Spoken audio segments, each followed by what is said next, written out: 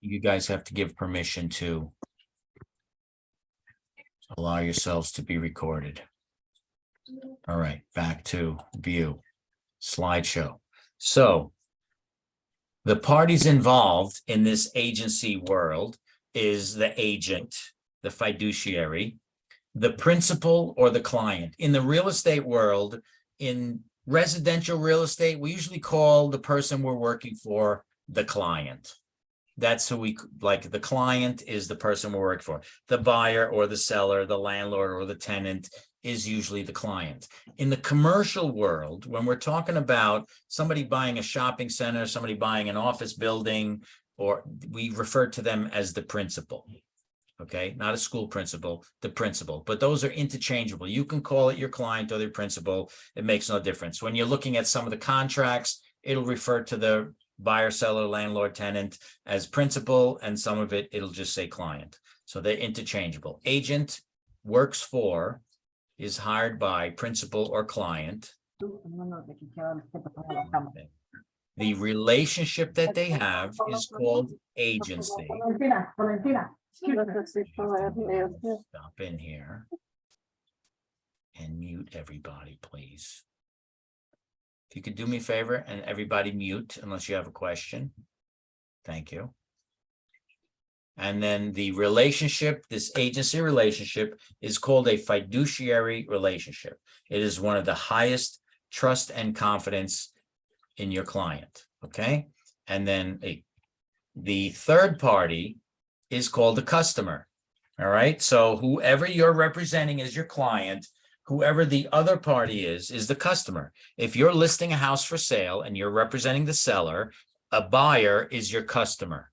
If you're representing a buyer and you're looking at homes, the seller of the home is your customer.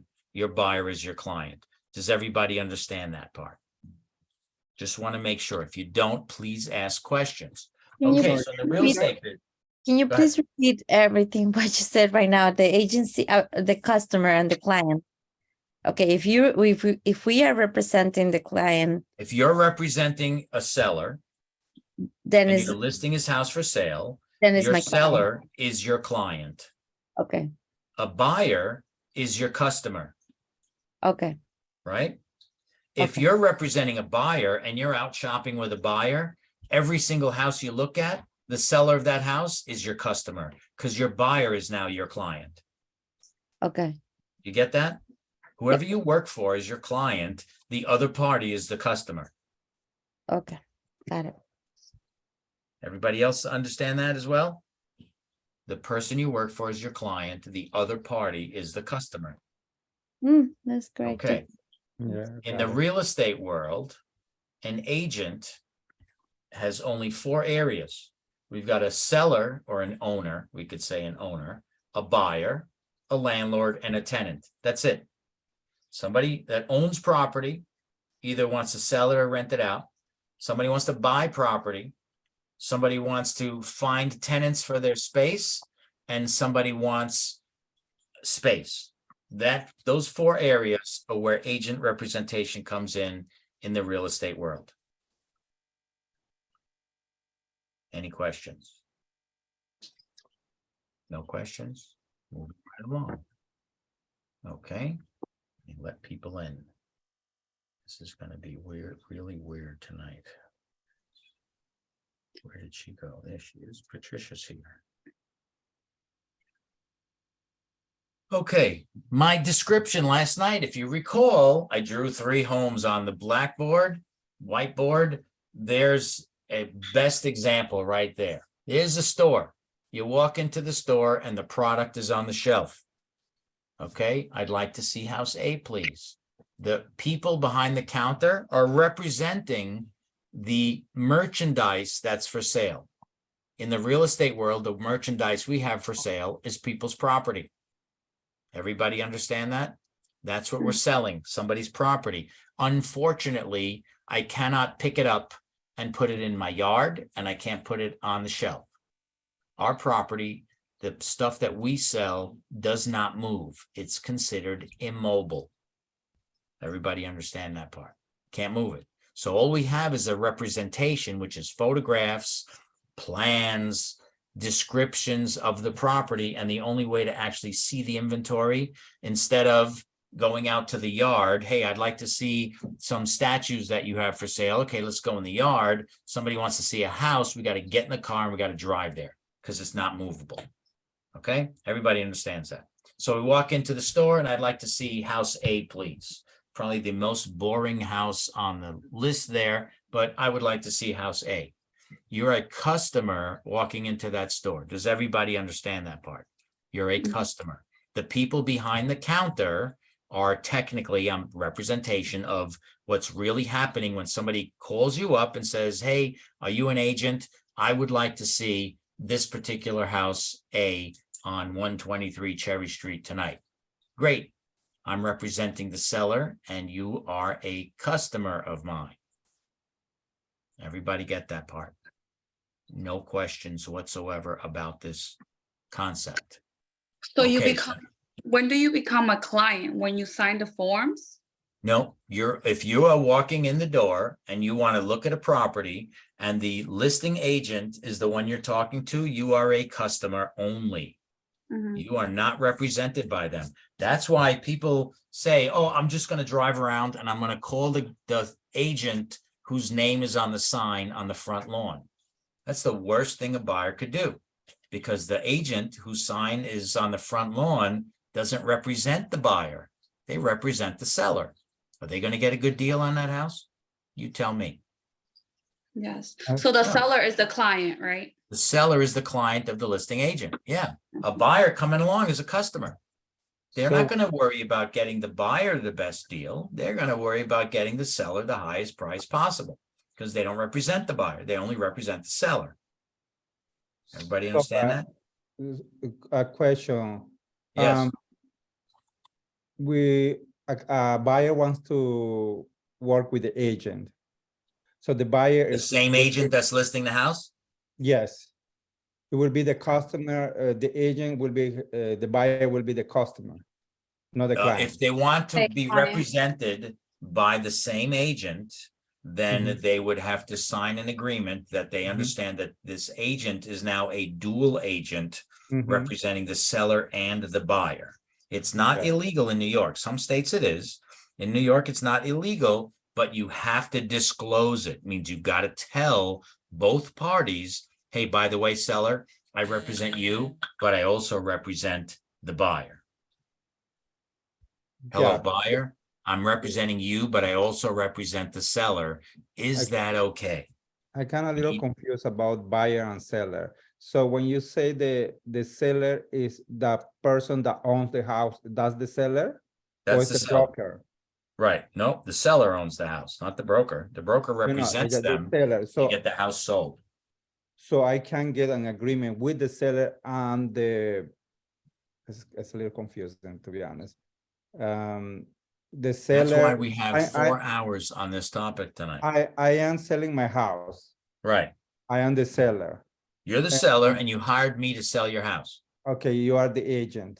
I am your agent. So The relationship that we have is called agency.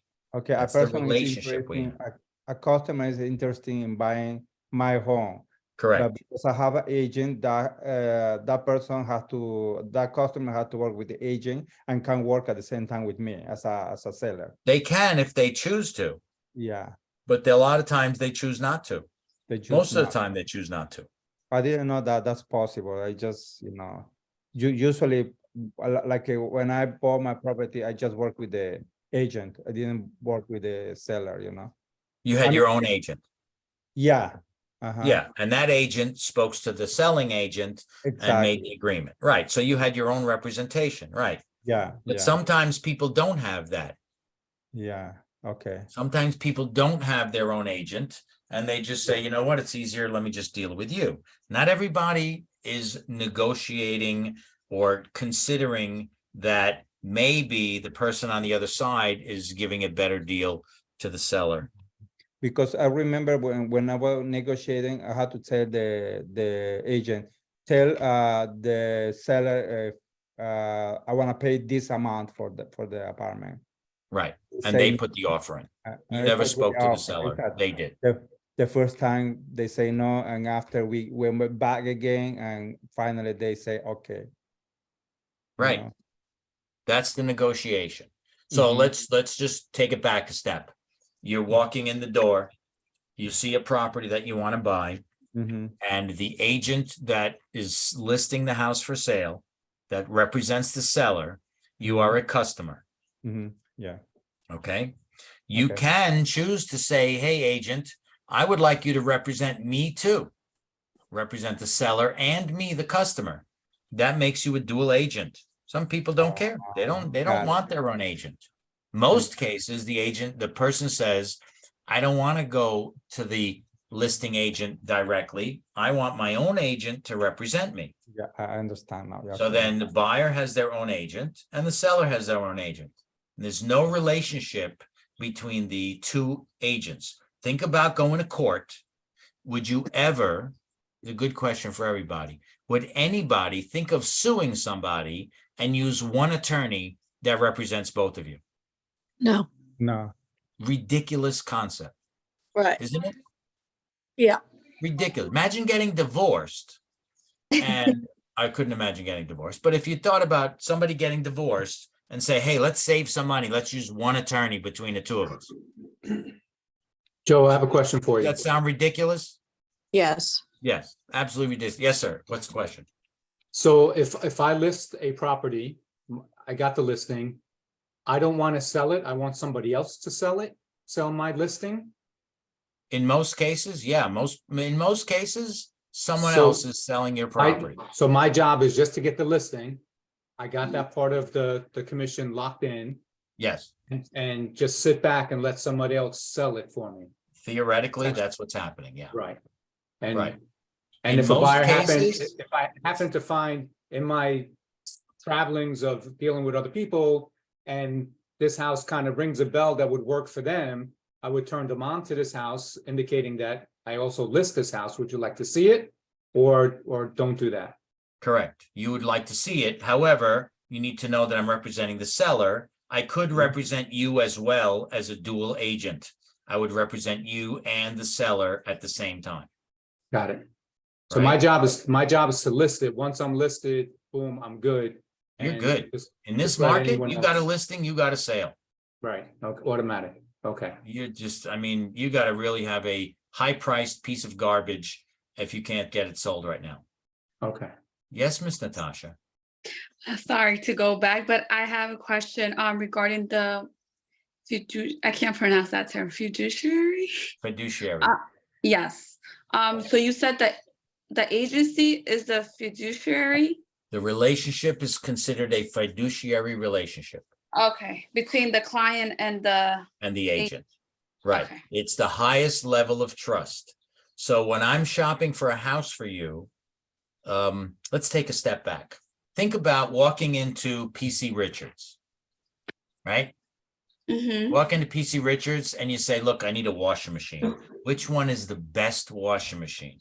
And they go, oh, see this baby right here? This is the best machine. Do you know why they're telling you that's the best machine? Most expensive. Most likely, go ahead, Roseanne. Most expensive. Or that's the one that pays Okay. them the highest commission Exactly. because they're not representing you. What Right. are you when you walk into a store? Mhm. Cus- Customer, right? Yeah. They're not representing you. They don't Right. have to represent your best interest. They have to represent the best interest of their client. And their client says, Joe, you sell 9 of these, you're going to Hawaii. Right? So they're like, you got to buy one of these. They don't care about you. Right. How about a car salesman? Car salesman, they don't care if you don't make the first car payment. Not their problem. They're going to put you in a car, you're driving away, and they go, bye, see you later. They don't care if you don't even make one payment. They got paid.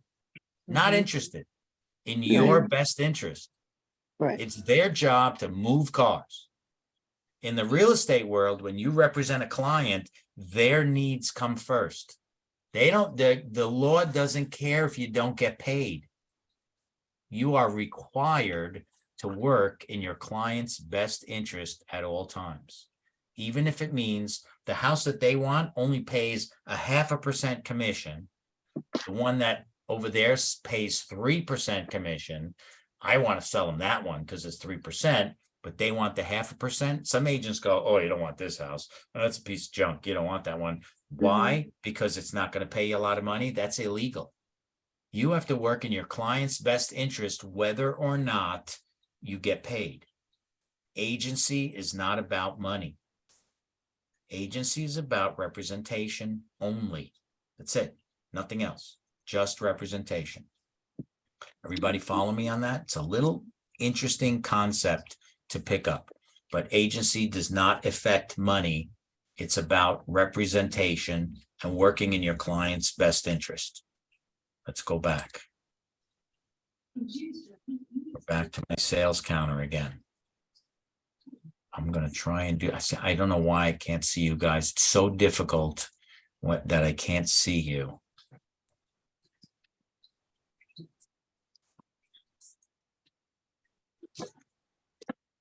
That sucks. I don't know why they did that. Change that's a great setting. If I can't see you, it's so hard. I feel like I'm talking to myself. Okay, well, anyway, what are we doing? We are going to view at slideshow. All right. All right, so now we have different types of agency. This agency relationship, there are different levels or authorization. You're authorized as an agent to represent your client. And there are different amounts or levels of authorization. Number one, we've got this thing called a universal agent. Wait, A universal agent, we also know, you might have heard the term power of attorney. Anybody ever hear the term power of attorney? So Yes, I'm giving you power of attorney. That means that you've given someone permission to make decisions on your behalf. Right? That durable power, if you've ever heard of the term durable power of attorney, that is like for people that are like old, and in case I need medical attention or somebody's going to put me on life support, I want to give you power of attorney to make decisions on my behalf. That's called universal agency. In the real estate world, you don't get to decide if somebody lives or dies. But in the real estate world, if someone gave you power of attorney or universal agency, that means you can buy, sell, trade, rent, do whatever you want with my property. I've given you unlimited decision-making power for me, right? I'm going to Europe. I own a few buildings. I'm going to Europe. I'm going to be there for a couple of years. You're in charge. Okay, so I left you in charge, and all of a sudden you have a $4 million building, and somebody says, hey, I'll give you $5 million for that building. You don't have to call up and go, hey, Bob, is it okay if I sell your building? No, you're going to go ahead and just do it. Sell the building, make a big profit, go buy something else with it, and go, hey, Bob, I just took your building, sold it, and bought 2 more. You just made $1 million. Good job, right? That's universal agency. We don't have to go back and ask permission. I've already been given complete authority in all areas, real estate related. Any questions? Joe, when Yes. we just closed on my mother-in-law's condo, we had 3 power of attorneys that had to be done. A lot of paperwork. Right. A lot of paperwork, Yeah. but for your mother-in-law, you said? Right. Was she there? No, she's No, gonna be, didn't need to be there. right. She didn't need to be there. Right. She gave permission for you guys to make decisions. Exactly. Right. It's a pain in the neck when there's more than one. Yeah. We have a property in the Bronx, 7 people inherited the house. Ugh. 7. We're trying to get 7 signatures on every piece of paper. It's taking true. an extra month and a half because half of them don't open their email. Right. Anyway, yes, but that's exactly right. Mother-in-law's not there, not around, or said, you know what, when I'm old, you guys make the decisions. You were given power of attorney. Power Mhm. of attorney, the technical term is universal agency. Everybody Yep. understand? Got it. Okay. Next, a general agent. A general agent has multiple tasks, but not unlimited. Universal is unlimited decision-making. I don't need to come back. A general agent limits the amount of decision-making or authorization that you have. In the real estate world, the general agent is usually a property manager. Property manager has multiple jobs: find me tenants, evict tenants, collect the rent. If it snows, you're going to hire a landscaper to plow the snow. You're going to hire somebody to cut the grass. If there's a leak, you're going to hire the guy to come in and fix the leak, change the toilet, renovate some of the apartments. Somebody moves out, get it ready to go. You've got lots of jobs to do. Everybody understand that? Multiple jobs for your client is a general agent, but not unlimited. If you're managing property as a general agent and the building is somebody offers you money, you can't just go sell it for them. You can't make those kind of decisions. Your owner is going to give you a list of what he wants you to cover for him. Some owners say, listen, you just evict and get me tenants. I'll collect my own rent. If something breaks, I'll take care of it. You just get me tenants and you just evict tenants for me. I don't want to be bothered. And you know what? Collect the rent. I hate collecting rent, but I'll fix anything that breaks, and anything else I'll take care of. You've got more than one task. You have multiple tasks, but not unlimited. Does everybody understand that? Does anyone not understand? Let's ask that differently. Anyone not get that? Universal, all decisions, unlimited decision-making, general agent, multiple tasks, more than one, but not unlimited. Any questions? A special Yeah, I agent. have a question. Go ahead. I'm sorry. Is so you said that example, that last example that you said, that goes for tenants, not tenants, landlords. They usually work for a property owner. Yeah. Okay. You work for a property owner. Property owner says, I don't want to collect rent. I hate collecting rent. People give me excuses. They whine. I hate evicting people. You know, I'm a nice guy. I don't want to evict anybody. I'm going to hire a company that's going to collect rent. If somebody needs to get evicted, they'll get rid of them. And I hate finding tenants because I always pick the wrong tenant. So I'm going to hire somebody to find me tenants, evict people, and collect rent. You have more than one job for that client. That's 3 different jobs I just described, right? So that's a general agent. A special agent has one job. One job. Sell my house, find me, not a house, property. Don't think that real estate is only homes, all right? A lot of stuff out there for sale. Find me a property, sell my property, find me a tenant, and a tenant says, find me space. That's it, one job. So if somebody says, sell my house, and you sold it, that's the one job he hired you to do, you're done. Your job is over, you're no longer their agent. Somebody says, hey, Bill, I want you to find me a house. And you found him a house and it closes, your job's done. You did one job, you found him a house, complete, it closed, you did your job. Somebody, landlord says, I need a tenant for this space. Okay, great. You advertise it, you market it, you find a tenant, you screen them, the tenant signs a lease, you're done. Your job is finished. You're a special agent. Your job is to do one thing. Any questions? Yes, I have a question. Yeah. So to get these different type of agent titles, I would say, would we get like a special agreement? Yeah, every one of those is different. So we will have to tell the client which one would you like, a special agent, general agent, or No. No one's going to ask you to sell their house, and a total stranger is going to give you universal agency over all their real estate. That's what I'm asking. Right. No one's going to do that. Right. You would give it to your attorney. You may give universal agency. Now, somebody representing you is somebody representing you. You could give universal agency to your best friend. You can give it to your children. You can give it to your lawyer. Or if you know a real estate agent that's in your family, you could give them universal agency and say, listen, if anything happens to me, you're in charge of all my real estate. Okay. That's universal agency. This is not like somebody wants to sell their house and go, which kind of agent do you want to be? If somebody wants you to sell their house, how many jobs are they asking you to do? Just one job. Just one job. So you're a special agent. It's not an option. Yeah. Right? Somebody says, sell my house. Your one job is to sell their house. So you're a special agent.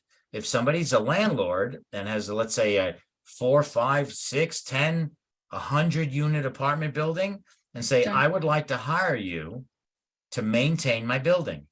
Find me tenants, get rid of the tenants when they don't pay the rent, and collect the rent.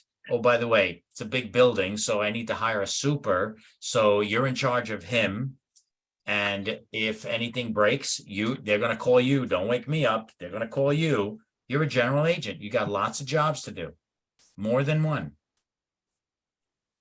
Any questions on that? You Yes, understand that part? So as a salesperson or agent, we are a special agent in this case. In most cases, you're going to be a special agent. Agent, yeah. Somebody, landlord says, find me one tenant. You find him a tenant and you're done. Mhm. Your job's finished. You're a special agent, one job. Somebody says, sell my house. Your job is to get their house sold. That's one job. Yep. You sold a house, you found a buyer, and it closed. You finished your job. Got it. Everybody get that? Yes. That's a special agent, okay? So that's a special agent is one task, your one assignment. That's it. So you don't get to walk in and say, here's all the different types of agency. Which one do you want to give me? You're going to be a special agent because they're only giving you one job in most cases, right? So if somebody called you up and says, hey, I've got an apartment building, I need to hire somebody because there's too many jobs here and I can't do it anymore. When I bought the building, I was young, now I'm old, I don't want to collect rent anymore. I hate evicting people, can't stand collecting rent, and I'm too old to get a call 2 o'clock in the morning that the roof's leaking. So I would like to hire you or your company to manage my property. You're a general agent. You've got multiple jobs for one client. Everybody got that? Yes. Good. Okay. Then we have this thing called agency coupled with interest. Agency coupled with interest. When you are an agent and you're buying or selling or renting property for yourself, that means you're not just the agent, you're the client also. Everybody understand what I just said? Mhm. Can you You're repeat that, buying a please? house for yourself. You decide, you know what? There's plenty of people I spoke to last night in the class, you people out there, I can't see anybody, but you guys, plenty of you said, I want to buy real estate. I want to buy my own real estate and become an investor. When you go to buy property for yourself and you have a real estate license, you are an agent coupled with interest. That means you're not just an agent, you're also the client. You're representing yourself. Everybody understand that? Mhm. Anybody Yeah. not understand that? Please tell me. I don't get it, Joe. It doesn't make sense. Or I was looking at my phone. What did you say? Any questions? You understand that on the first shot? When you're buying a property for yourself, you're the client and you're the agent. Can you ever be an agent and not the client at the same time if you're buying a property for yourself? No, you can No. never be a licensed agent buying property for yourself or selling your own house and not be an agent coupled with interest, because you're always going to be an agent and you're always the client. Let me ask you a question. If you're working with a buyer, if a buyer is mute yourself, please. Whoever's talking, hit the mute button. If you're working with a buyer and that buyer says, I don't want to work with you anymore, you're fired. You're fired, right? They're going to go find another agent. They don't like you. You did a bad job. You didn't sell my house. You're fired. Everybody follow me there? Yep. Okay. So if you're selling your own house and you're an agent and you're selling your own house, can you say to yourself, you're fired? No. No, you can't. You're always going to be an agent and you're always going to be the homeowner. Or you're always the agent and you're always the buyer. You're always the agent and you're always the landlord if it's your property. So that's called agency coupled with interest. And we have to tell the public when you're an agent coupled with interest, we must inform the public, by the way, I'm the owner of this property and I'm also a licensed real estate salesperson, or I'm a licensed real estate broker. Why? Because according to the law and according to the Department of State, you have these special skills, and it's an unfair advantage to the public. As far as the law is concerned, the minute you get your real estate license, you are a professional negotiator. Anyone that comes to buy your property, or anyone that you're going to buy property from, and you're talking to them, they're not talking to some buyer that just rang their phone or knocked on their door. They're talking to a licensed salesperson who's a professional negotiator. So we have to always tell the public that we are buying property or selling property or renting property for ourselves. Got it? Any question on that? Okay, it's a little weird to understand how some of this works. Okay, so this universal agency, let's do it again. It's called power of attorney. Power of attorney is the term we use, but what it really is universal agency. It's all decisions in all matters real estate related. Okay, power of attorney in the real estate world doesn't mean that someone is going to let you pull the plug on grandma and take her off life support. Right? That's not what we're talking about. We're talking about buy, sell, rent, and I don't have to keep coming back to the seller and asking permission. People do that all the time. They say, hey, you know what? You got my house sold. Great. I'm moving to Florida. You finish the deal. Give you power of attorney. Now you go to the closing and you're signing their name everywhere. They're gone.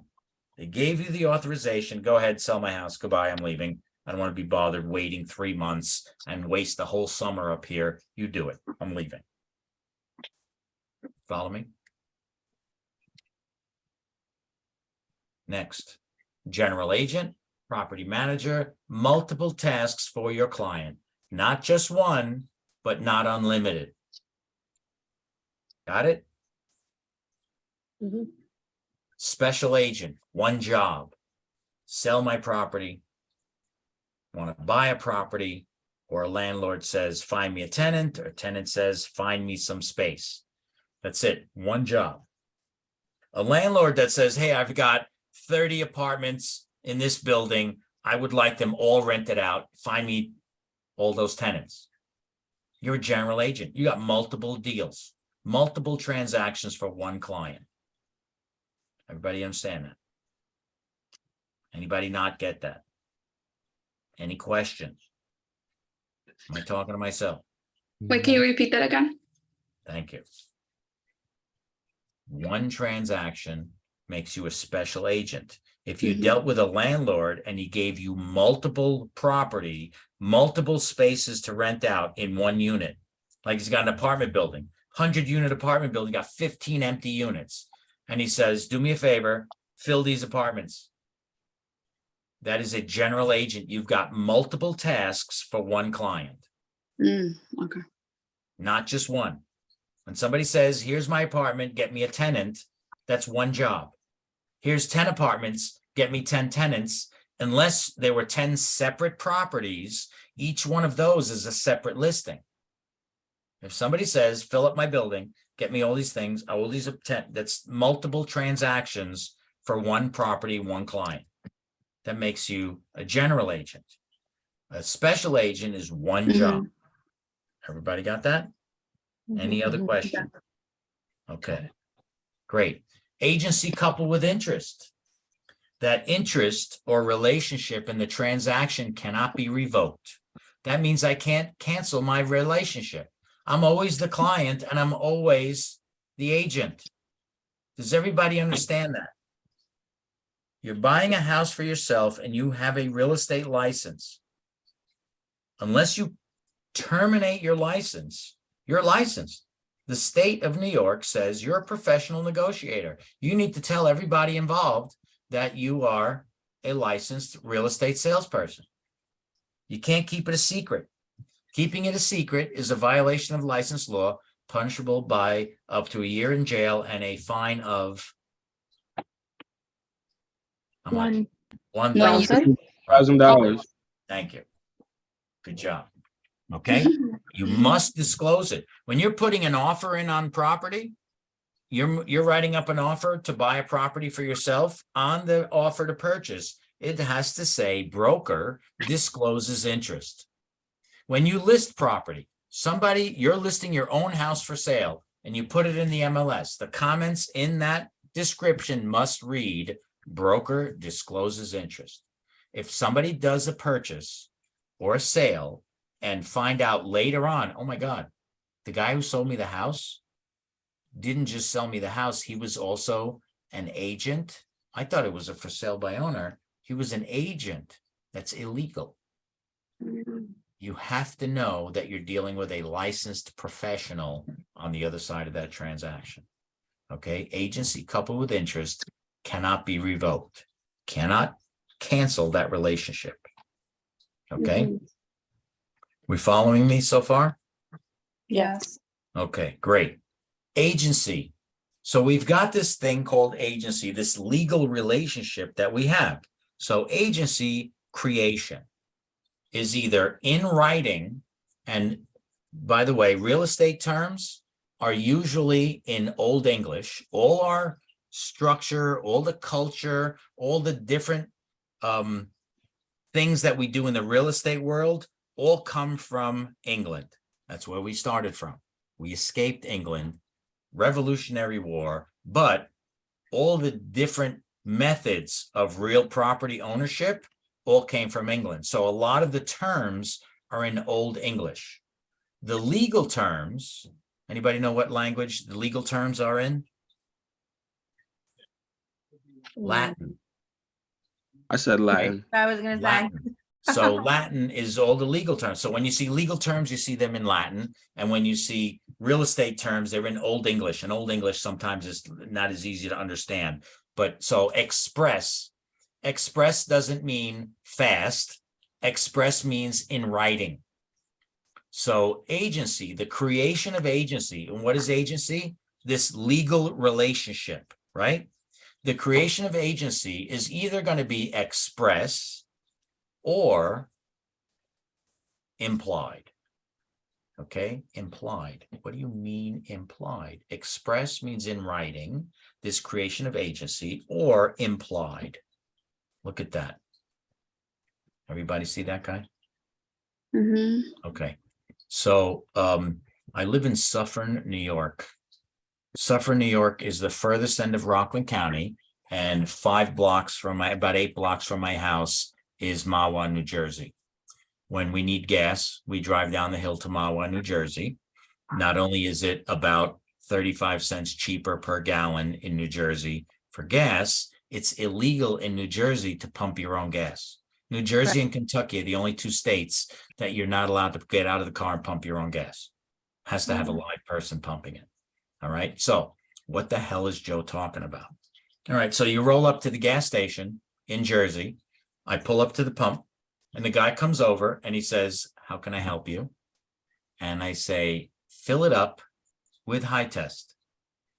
And he comes back and he goes, "You owe me $130. I have a 31-gallon tank, by the way, in my truck.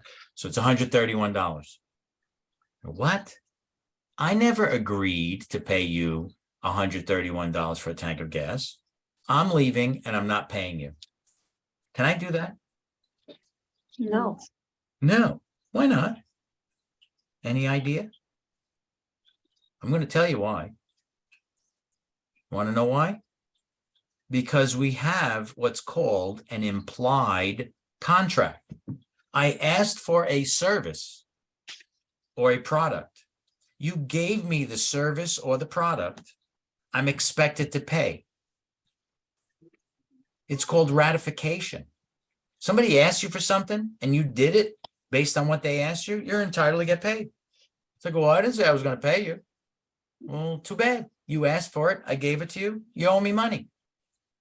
Hey, lawyer, I need some legal advice. Okay, I gave you some legal advice. Here's your bill, $1,500. What?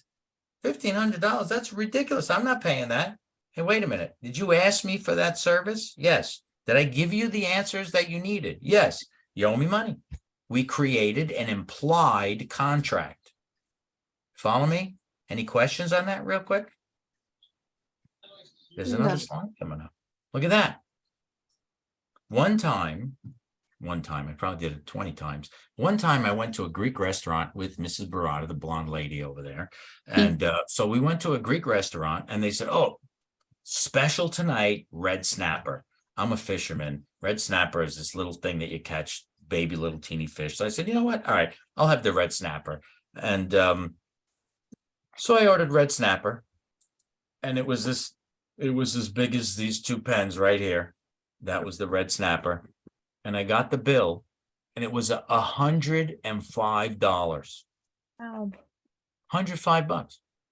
You know, I'm 61 years old. I ask how much is the special. It doesn't matter if I got the money. I have the money to pay for it. It's not the point. I always ask. Because of that $105 red snapper, I always ask, how much is the special? They go, oh, I got this amazing stuff tonight. Here, how much is? Because I got stuck paying $105 for something that I had to go to McDonald's afterwards and get some food because I was starving when I left there. All right. So what does that mean? So when that thing came, I didn't say, well, wait a minute. I did not ask. I didn't agree to pay $105 for this thing. It's only worth $10. I'm not paying. They're going to make me wash dishes or they're going to call the police. Why? Because I created this implied contract. It's an implied agreement. You asked for a product or a service. It was given to you, which is the ratification. You accepted it. You completed the transaction. You're expected to pay. You're expected to complete the transaction, which is now payment. As opposed to, where do you go to Burger King? Is that an implied contract? No, that's express. You say, okay, I'll take a Whopper with cheese. They go, we're not giving you a Whopper with cheese. Give me the money first, and I'll give you the Whopper with cheese. That is not an implied contract. That's an express contract.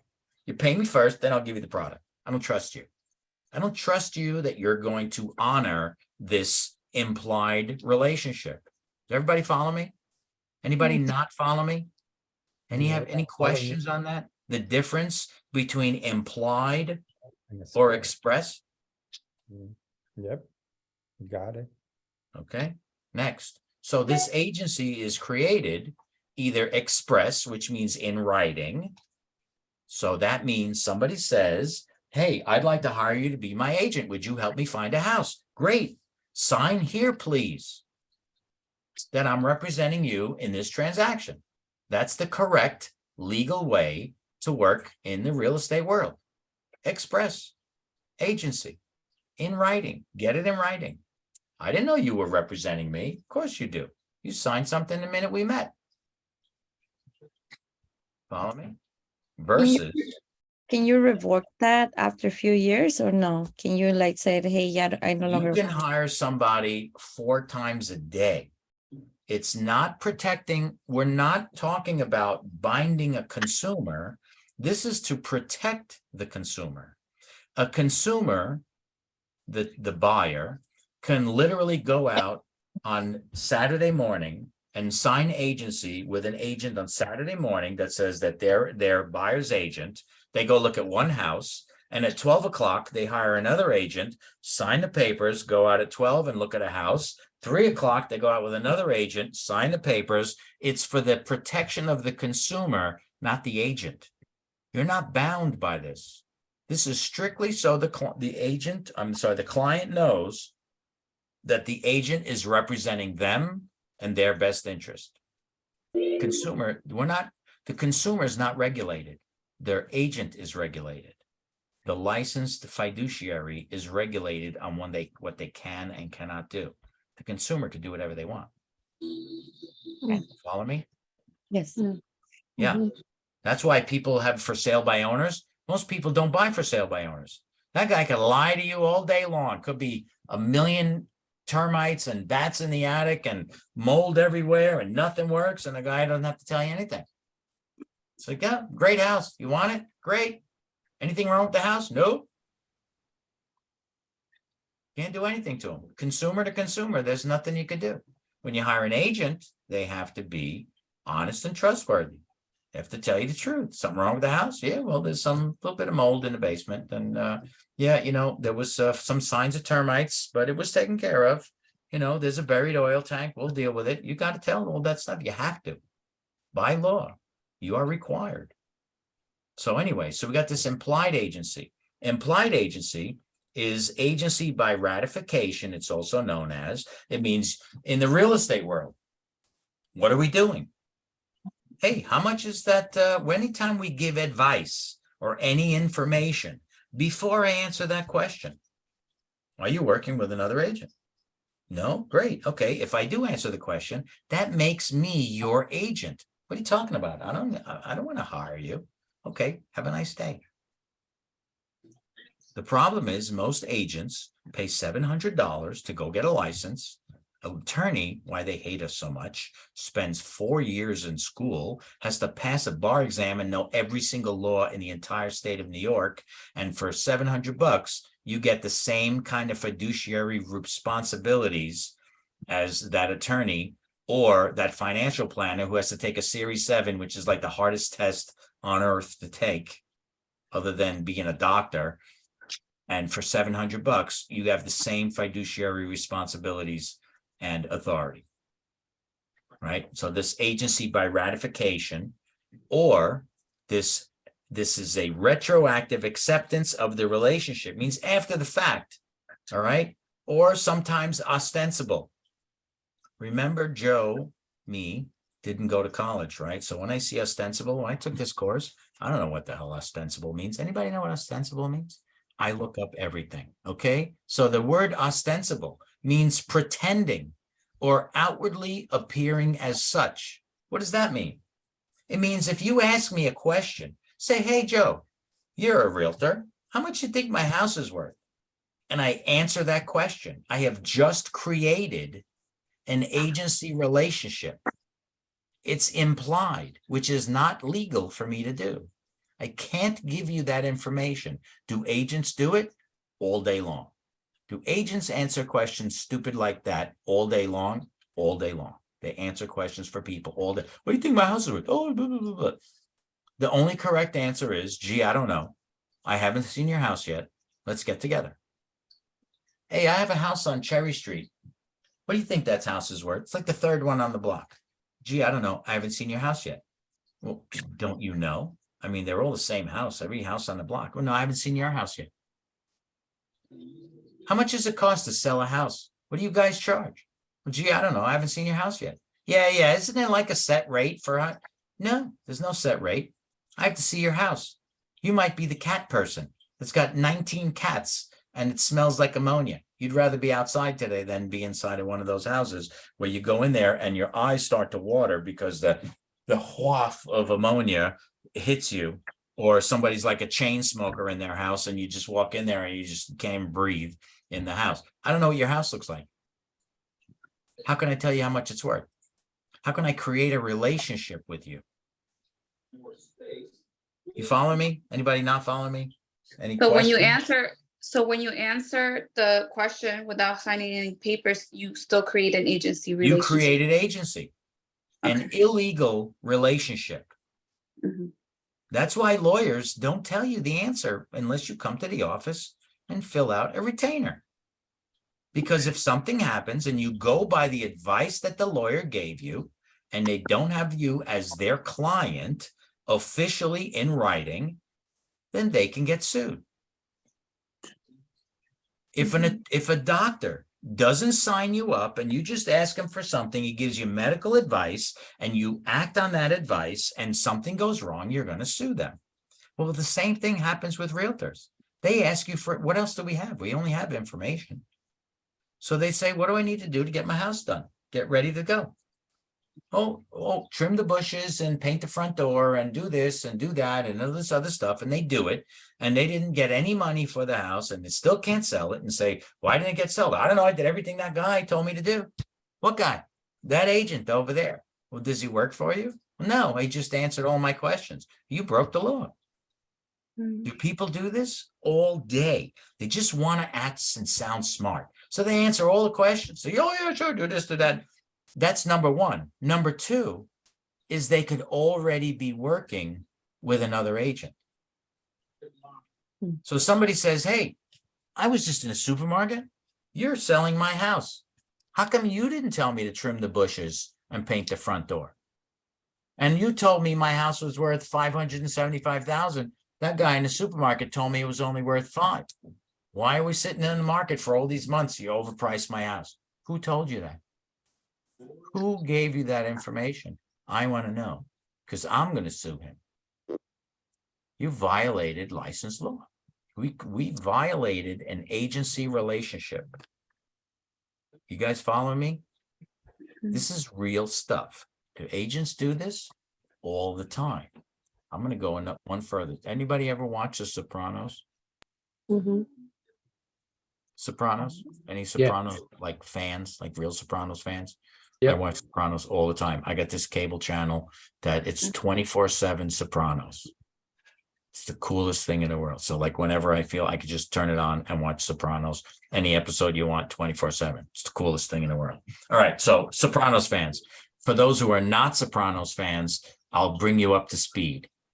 Try and fill you in on this. So there was an episode, The Sopranos is this mafia boss, right, from New Jersey. There was an episode where they were buying a house down at the Jersey Shore. The mob boss buying his family a house down at the Jersey Shore. It turned out that the wife found out he was cheating on her, like a good mafia boss, cheating on her with some young chippy, and she wanted a divorce. So he went into this house he's buying and he fell asleep in the house because he had nowhere to go because she threw him out of the house. The guy who owned the house came and saw him the next morning. Goes, what are you doing sleeping here? And he said, my wife asked me for a divorce. So he said, oh, I'm a lawyer. He said, let me give you some advice. Call every attorney in the state of New Jersey. So the next scene, she's driving, she pulls in her driveway. She's on the phone with her friend. She throws her groceries down. She said, not one attorney in the state of New Jersey will help me with my divorce.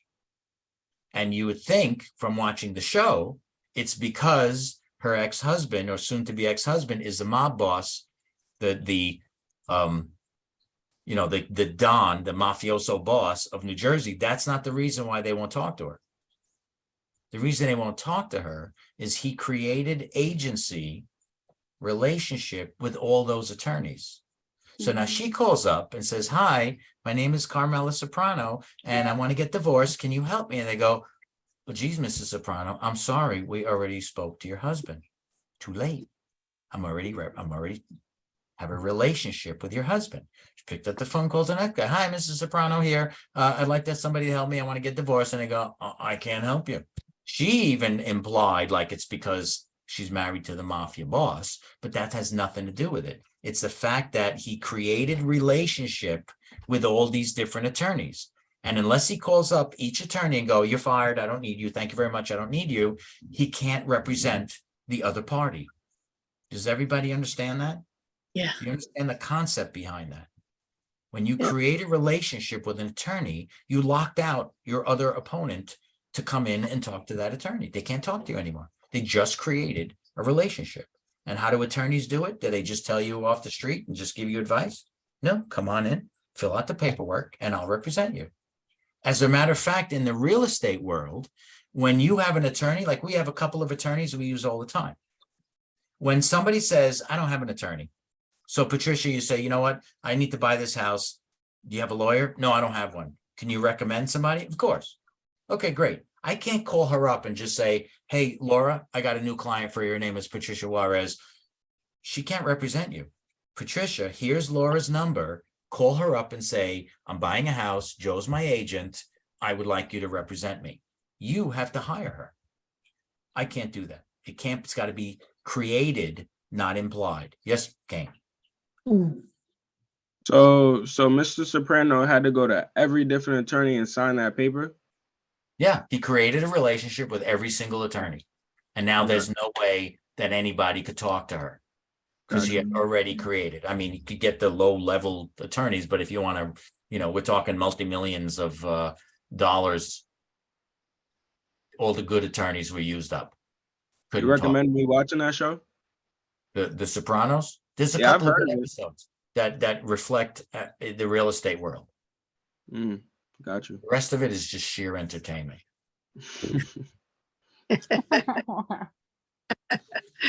All right. You guys understand the concept behind that implied agency versus in writing. The true way to represent somebody is to get it in writing. That's legally how it has to be done, in writing. Okay. That's the only way to do it. If it's not in writing, it's not a legal representation. You're still representing them, but you broke the law on how you did it. Mhm. People will ask you for advice, information, and what else do we have here? That's all we got. Information and advice. What else are we doing? Unlocking a door? Submitting an offer? That's just the minimum of what we're doing. They're using us for our advice and expertise. That's it. That's all we have. And Zillow stole most of that from us, the information. All we have is advice. Somebody said, what do you think we should do? How much should we put an offer in? What do you think I should sell my house for? How do I get my house ready for sale? All that information seems so minimal. Well, just paint the darn thing. This place looks like a barn. Right? We got to be nice. But that's what happens. They ask you for advice. They ask you for that information. And anything they act on based on the information you gave them, if it did come up in a lawsuit and you have no signed agency disclosure that says that you're representing them, you're in deep trouble. Deep, deep trouble. You're not allowed to collect that commission. If you already got one, you have to pay back 4 times the amount that you received. And it's a violation of license law, plop you in jail and cost you $1,000. So Joe, you're saying this for purposes of just meeting someone on the street or meeting someone in a supermarket, just casual conversation. Casual conversation is Right. not casual conversation if they're Right. asking. Now, if you just said, hey, do you know anybody looking to buy or sell real estate? And they said, yeah, I'm thinking of selling my house. Great. Let's go look at it. When you Now, get do to you their need- house, you bring do the you need to- paperwork and say, Okay. I need you to sign this paperwork. Mhm. Right? Somebody says, hey, I want to go shopping. I want to go look at a house. Great. Let me send you some stuff to sign that's required by the state of New York before we get started, before I can give you any information. Before we enter any property, you need to sign some paperwork. Some agents don't do that because most buyers will say, I'm not signing anything. They do. I'm not signing anything. I'm not signing it. Crazy. And so That's if how they it don't, works. if they don't sign, you don't give them any information. You should not. No. Just Do move people on. do it all day long? Yeah. But you're not supposed to. Right. You're not supposed to give any information because information, the minute you start giving information, you're creating agency. And it's illegal to create agency unless it's in writing. So implied is illegal and express is legal. Is the correct way to do it. Express agency in writing. You guys Yeah. want to take a 10-minute break? Can I have a question? Yes, question first. If I have a express or in a writing agent, how long I have to work with this agent? For how long? There's as 5 minutes. Oh, that's it. Doesn't matter. So I Yeah. can. Don't you sign something for 6 months or something like that? No, or- that's a contract. That's about that's- money. That's Oh, not Yeah. about relationship. That's strictly about money. Mhm. This Oh, is okay. about advice as a fiduciary. The big Right. difference. We're going to see contracts later, but right now we're talking about relationship and advice Okay. and our information and what we do for you. How we get paid is a different story altogether. This contract, this document, this agency disclosure form is strictly about you, the consumer, understand that either I represent you or I represent the other guy. Mhm. With no They need to time, know. with no time limit on it. There's no time limit on that. No time limit. Right. You can fire me in 5 seconds. You can Okay. ask me a question and say, okay, I'm done. Thanks. Right. See you later. And Got it it. doesn't expire. So you can call me up 3 weeks later and ask me more stuff. As long as I got the paperwork, I'm fine.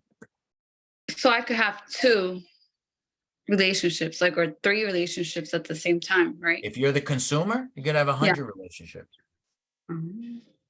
You can go out with literally a dozen agents over the weekend. And there's no rules for the consumer.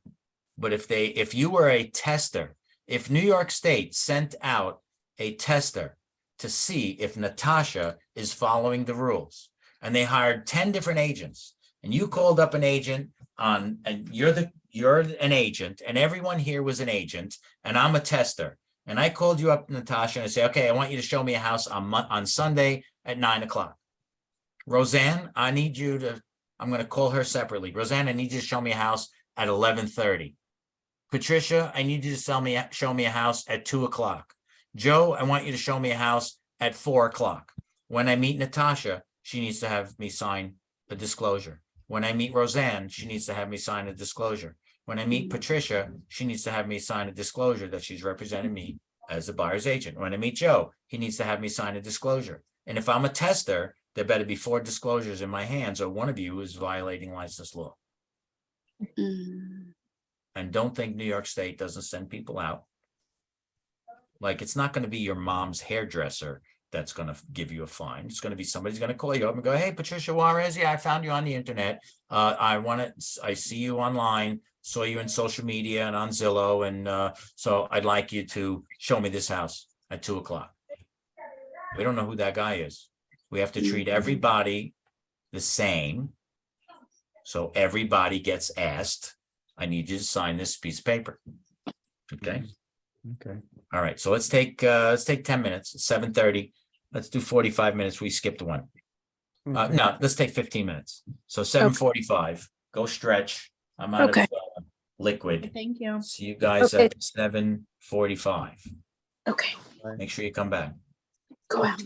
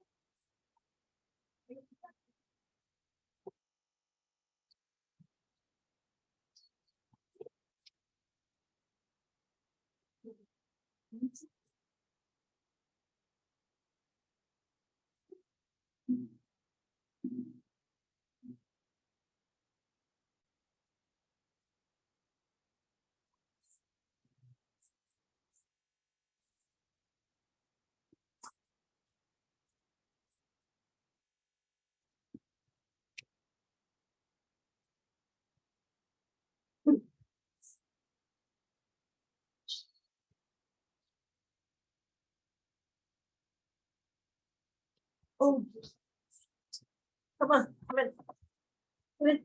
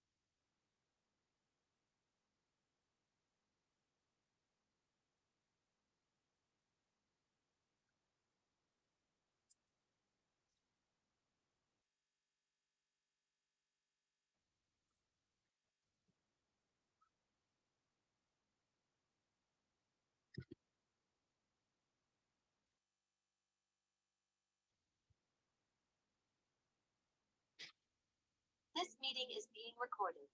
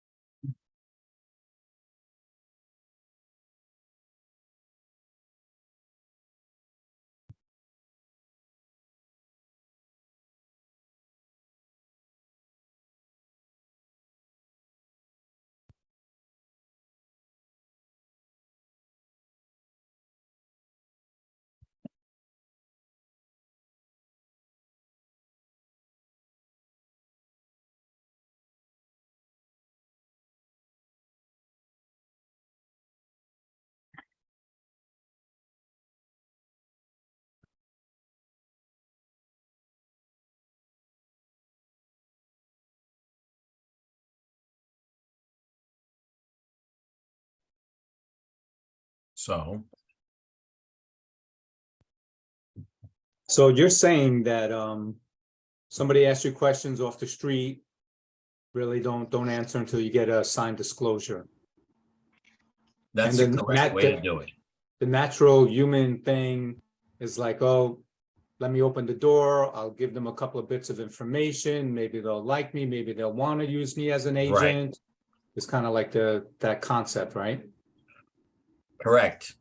But there's a lot of agents that won't even bother with agency until they've got a deal. And then they go, okay, we're going to put an offer in. By the way, I represented you here, sign this. That's not legal. Like I Right. said, you need to How come know people, that how come people do that? because they don't want to lose the deal.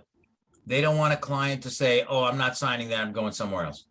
Right, I'm going to find an agent who doesn't make me sign anything. right, And are there? Probably lots. yeah. And what's the You're not reason, supposed to. what's the hesitation for the buyer to not want to sign it? Well, I mean, it's just a disclosure form. It's not a binding. Because most contract. people can't really understand it and they think it's a contract. Mhm. And they think if they sign it, then they're stuck with you. Right, Yes, Paulina, you got to unmute. Can't hear you. I can't hear you. You got to unmute. Yeah. Got to hit the unmute button. There you go.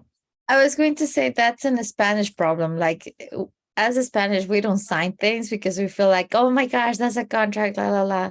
You know, Right. so that's why I keep asking you, like, how long does it take for something to be over? Is because I remember signing a disclosure, I guess now, when I went to see a house. But then I don't want this person to represent me anymore. So I don't know if I need to call them up and say, hey, I don't want you to Yeah. represent. That's all you had to do. Send them an email, get it in writing Mm, that you don't Okay. want to work with them anymore. mhm. Thank you very much. You no longer represent me as of 7:45 on June 7th. Okay. That's it. Even though Nobody can make you work with them. okay, even though it's a disclosure or even though it's not a contract, it was just a disclosure. Even You a just- contract, you can still cancel at any time. Oh, okay. All right, perfect. Thank you. All right. The contracts don't hold water at all. so Oh. so the disclose, oh, sorry, go ahead. Go ahead. Go ahead, Joe, and then I'll get Natasha. So the disclosure is more for your benefit than the client's benefit that It's for keeps the you client's legally. benefit that they know that you're representing them or the other guy. Right, but that disclosure, they can cut it off in 2 seconds. Right. So they can sign it, they can gather information from you, and they can say, okay, goodbye, and I'll move on to something else. Exactly. There's no But that protection for the agent. The protection's for but- the consumer. Okay.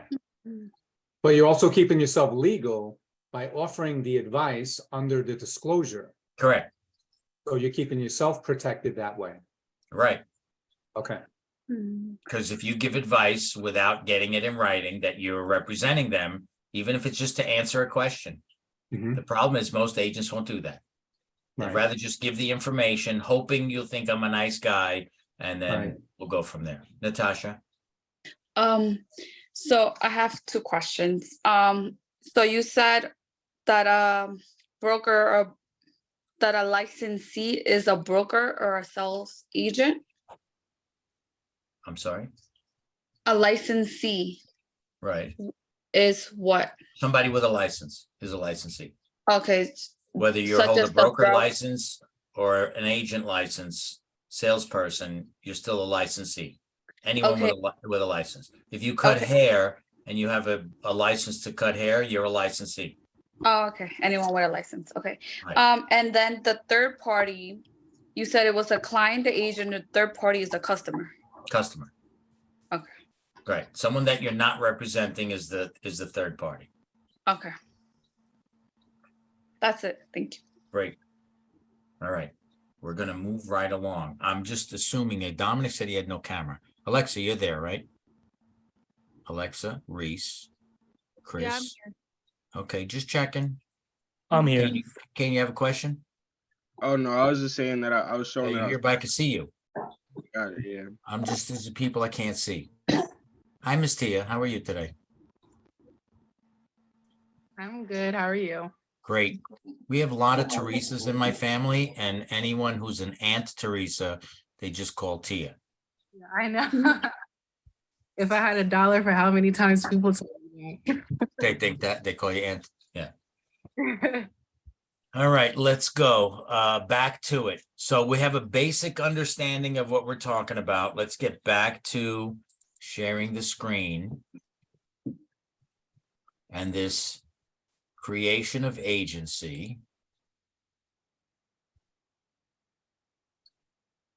Okay, express means in writing. Implied is either the reason I put in by ratification is because that's the term. You asked me a question, I answered the question. We're behaving like I'm representing you, but we don't have it in writing. It's an implied agency. Well, you're asking me questions and I answer. And what else do you think I should do? Well, you should do this. And then what else? How much should I price it for? Where should I advertise it? Should I fix this? Should I do that? And you're answering and you're engaging in all this conversation. You're ratified that, and you're acting like, which is what we call ostensible. We're acting like or pretending like we're agency, like we're agent and client, but legally we're not because it's not in writing. Everybody understands that part. If it's not in writing, it's not a legal relationship. Okay, you're still representing them, but it's not the legal way to represent somebody. In order for it to be legal, it has to be in writing. Okay, and it has to be disclosed, this information, at first substantive contact. That's the term that they use. Before anything of substance comes out of your mouth, we have to say, before I answer that question, I need to let you know that if I do answer that question, or when I answer that question, I become your agent. But I don't want you to be my agent. Okay, great. Then I can't answer the question. But I need to know the answer. Okay, so before we do that, you need to know that I would be giving you advice. And in order for me to legally give you advice, I need to have you sign a disclosure that you understand that I'm representing you as an agent. Well, I don't want you to represent me as an agent, then I can't answer your question. You follow? Anybody ever go buy a car? Anybody go buy a car here? Yes. Everybody here drives a car, right? You went to buy a car? Okay, so you pull up to the car dealer. Pauline, you bought a car, right? You went to the car dealer and you said, I'd like to test drive that car. Okay, great. What do they ask you for? Driver's license. Driver's license. So I don't give anybody. I need your license. We got to make a copy of your license. And you go, I'm sorry. Nobody's going to make a copy of my license. Somebody's going to steal my identity. Okay, great. Then we're not driving the car. Yeah, but I want to buy the car. Okay, go ahead and buy it. Yeah, but I want to drive it first. Okay, great. You want to drive it? Give me a copy of your driver's license. I'm not doing it. Then you're not driving the car. You got it? Does that make sense? Would a car dealer go, you know what? You look like a nice lady. Go ahead, take the car. You don't need it. And Paulina doesn't have a driver's license and she crashes the car. That guy's in big, big trouble. Right? So that's how it works. So for somebody to say, oh, I don't want to make them sign anything. Well, you're breaking the rules. That's how it works.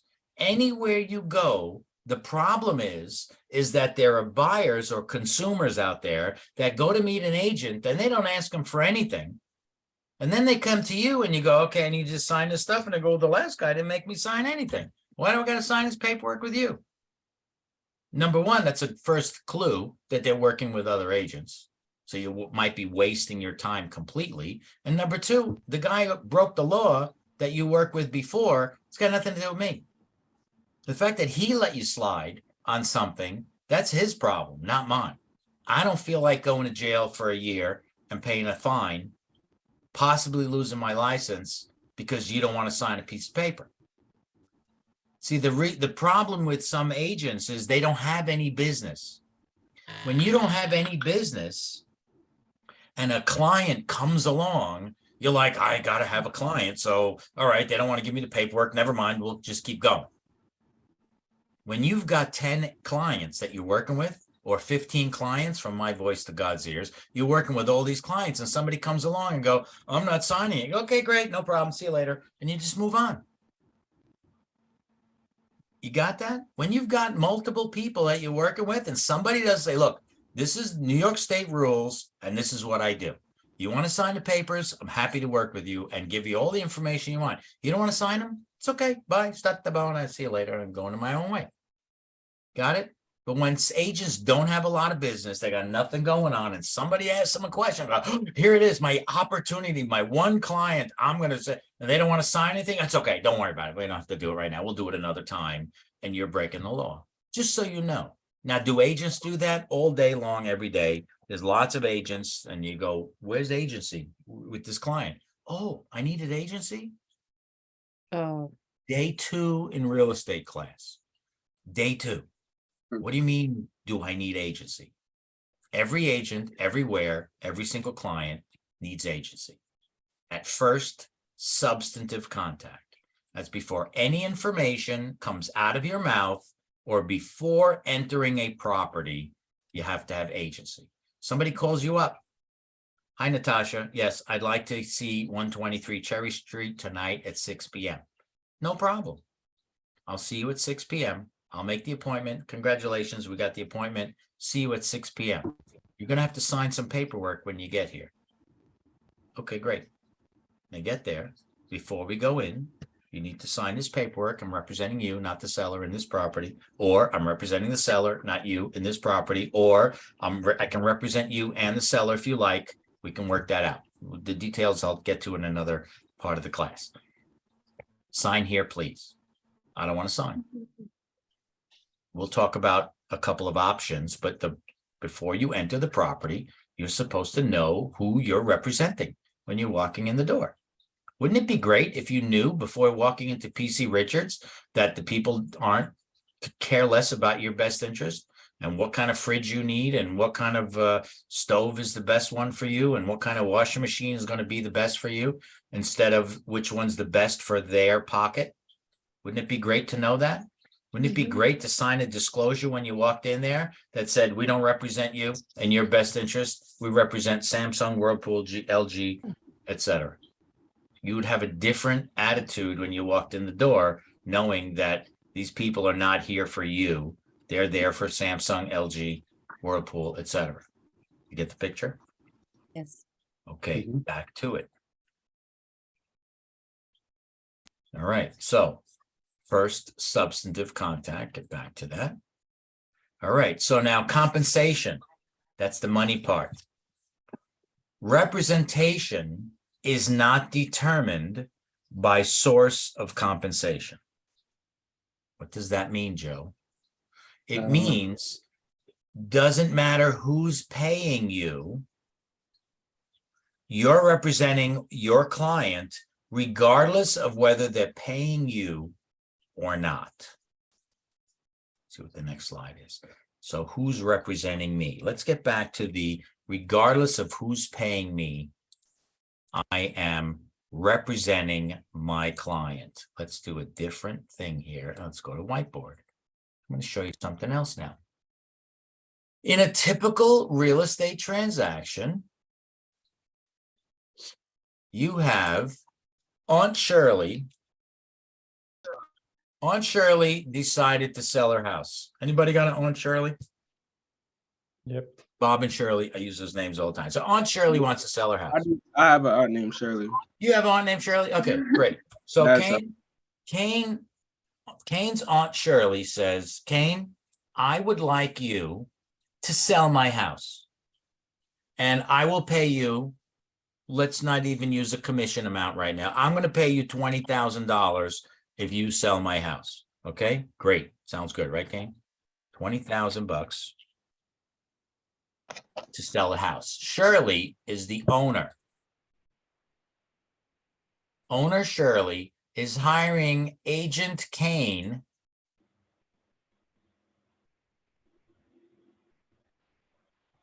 to sell the house. Shirley says, I'll give you 20 grand to sell my house. Kane says, okay, great. I'll get it sold for you. And Kane lists the property. Kane didn't sell the property. Paulina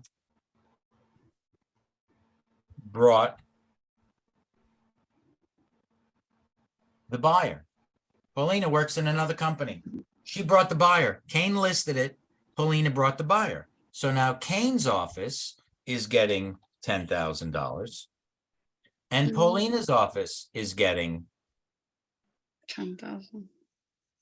because Kane put the house in multiple listing service and said, in essence, anyone that brings me a buyer for my property and helps me sell it, I'll split my commission with you.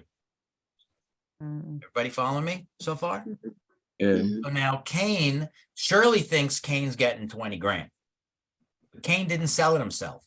Kane's office actually gets 20,000 bucks, but 10,000 of that 20,000, he's got to give to Paulina from another company because Paulina brought the buyer. Everybody follow me? Yeah.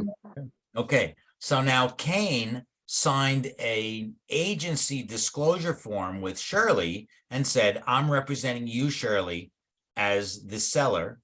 I'm the seller's agent, listing agent, and I'm representing only you. Paulina has a buyer named Bob, buyer Bob, not Bobo, buyer Bob. Paulina's buyer, Bob, signed an agency disclosure that Paulina is his buyer's agent. Still follow me? Mhm. Everybody got me, right? Okay, so now Paulina represents Bob. How much did Bob pay Paulina? Mm.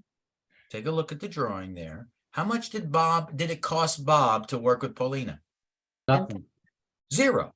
Who paid Oh. Paulina? It was Kane. Shirley. Okay. Shirley Shirley paid paid Paulina. The Oh. seller paid Paulina, Mhm. right? The seller paid Kane, and Kane's office paid Paulina. Bob didn't pay any money. Everybody follow that? Mhm. Mhm. Anybody not see that? It's like, well, I don't get it. How did Bob work for free? Bob's agent represented Paulina. Paulina represented Bob, but Bob didn't pay Paulina. Kane paid Paulina. Anybody not see that? Anybody Can- go, Joe? I don't know what the hell. Can Paulina get something from Bob? It's not the point right now.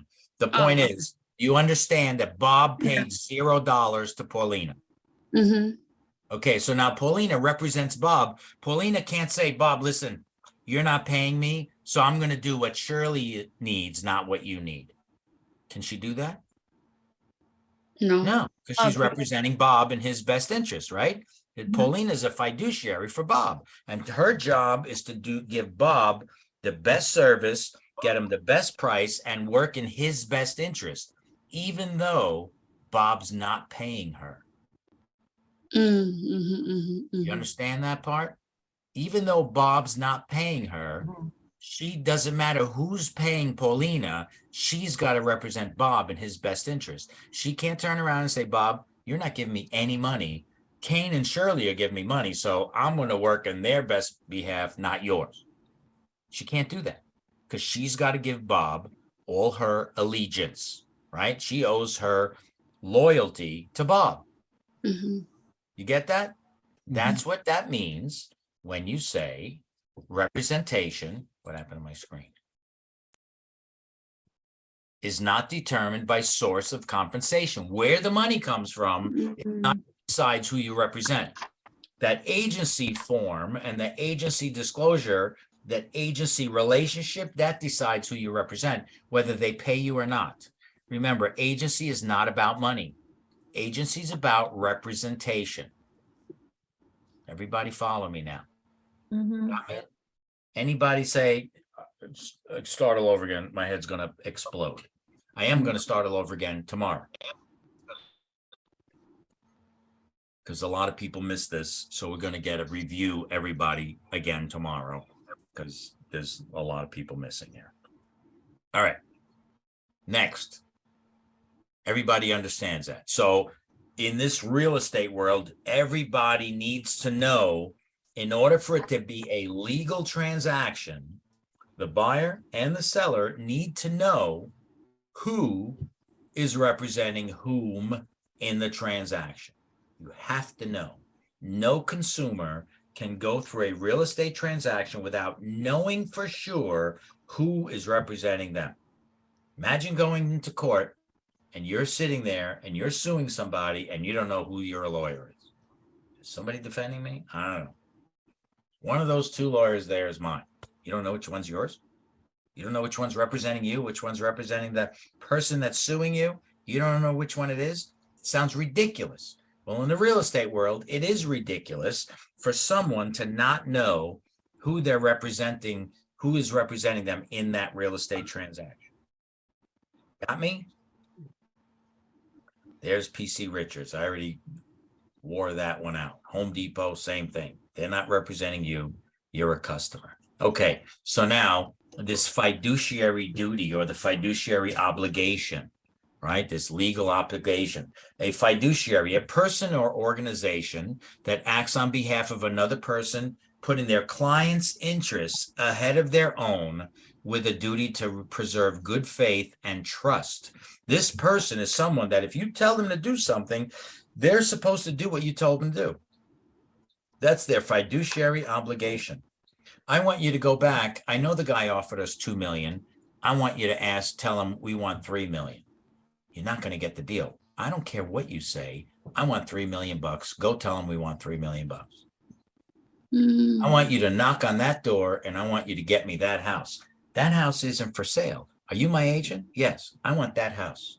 Get me that house. I don't know how much they're going to ask you. Did I ask you how much it costs? I want that house. Go get me that house. That's your job. That's your job. Follow me? Your fiduciary obligation is to your client. Okay? So this agent is the fiduciary. The client is the person you work for. Third party is the customer. I'm beating this with a dead horse. I just want you to beating a dead horse. I want you to understand that. So now we have fiduciary responsibilities to our client. We have a responsibility to our client. They're called fiduciary responsibilities. And what are those fiduciary responsibilities? The acronym to remember it is CC LOAD. CC LOAD stands for care, confidentiality, loyalty, obedience, accountability, and disclosure.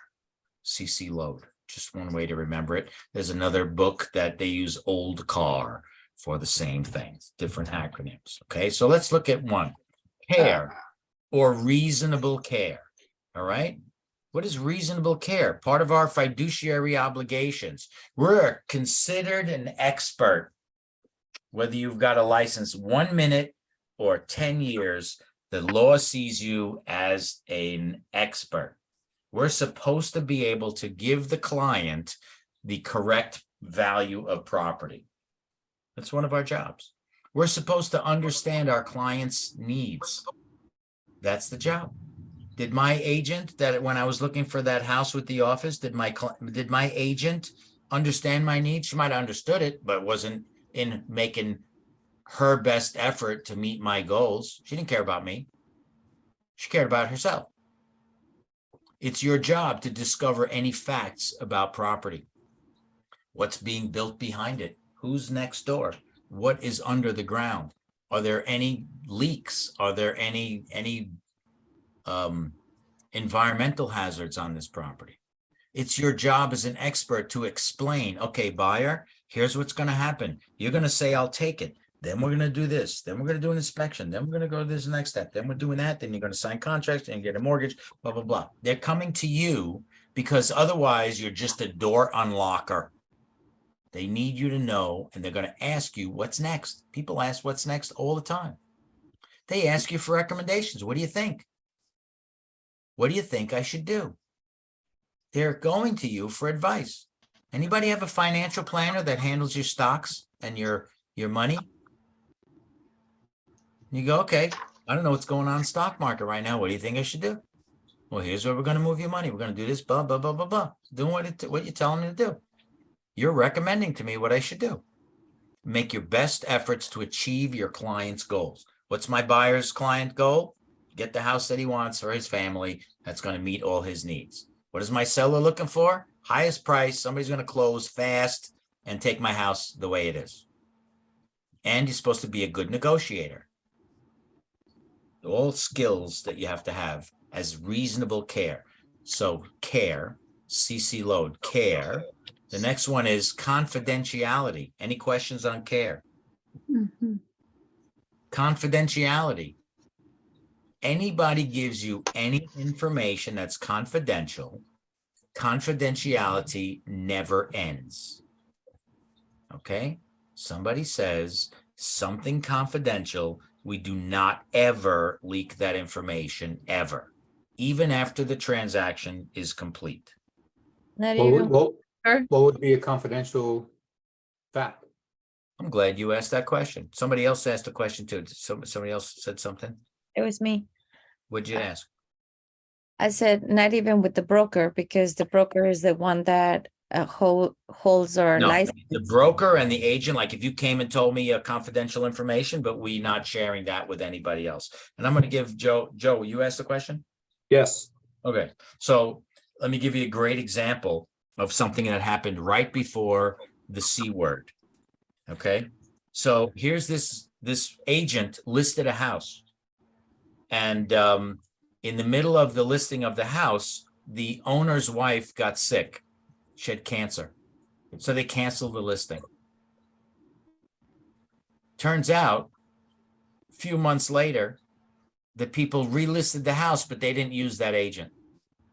So the agent is just about his business, runs into the new listing agent and says, "Hey, how's Mary?" He goes, "Mary's fine." He goes, "No, really? She's fine? No kidding." So she beat the cancer. Wow, that's really great. Tell him I said hi. And they went back and the agent said, "Oh, I ran into Bob the other day. And Bob said he's really happy that you beat the cancer." "Geez, I didn't know you had cancer. Wow, that's so amazing that you beat it. Wow, that's so great." They sued the broker, the agent that gave that information to this person. That's personal, confidential information. And they sued him for like $2 million.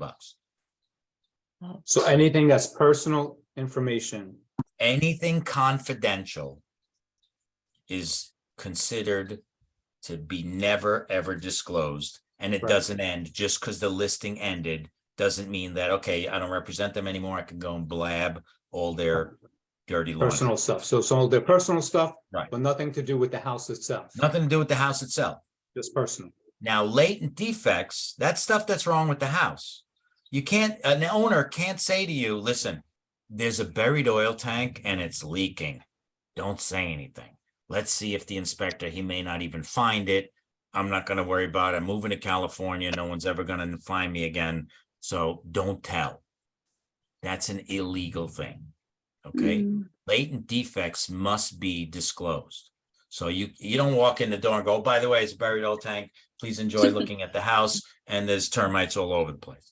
You don't have to start it out that way. But if somebody asks you a question about the property, we're supposed to give this information. If something wrong with the house, that's what a latent defect is. If there's something wrong with the house that would make you otherwise not want to buy it, that's a latent defect. Because there's something wrong with the house. That's different than something secret that people have their own, because you're in their lives. Why are you selling? "Well, my mom is dying and I got to get over to South Carolina and I got to be with her." "Okay, great. Hey, you know what? These folks need to get out. I can get you a great deal on the house because they're in a rush. Mom's sick. She's got to get out of here." It's all illegal. It's confidential information. Confidentiality never ends. Got it? Care, confidentiality. What's the next letter? CC. Loyalty. Load, loyalty. Always working in your client's best interest. You're loyal to your client. You don't go to the customer and just say, "Let me see what I can do. I probably convince him to go your way." That's not loyal to your client. Right? You can't be sort of loyal.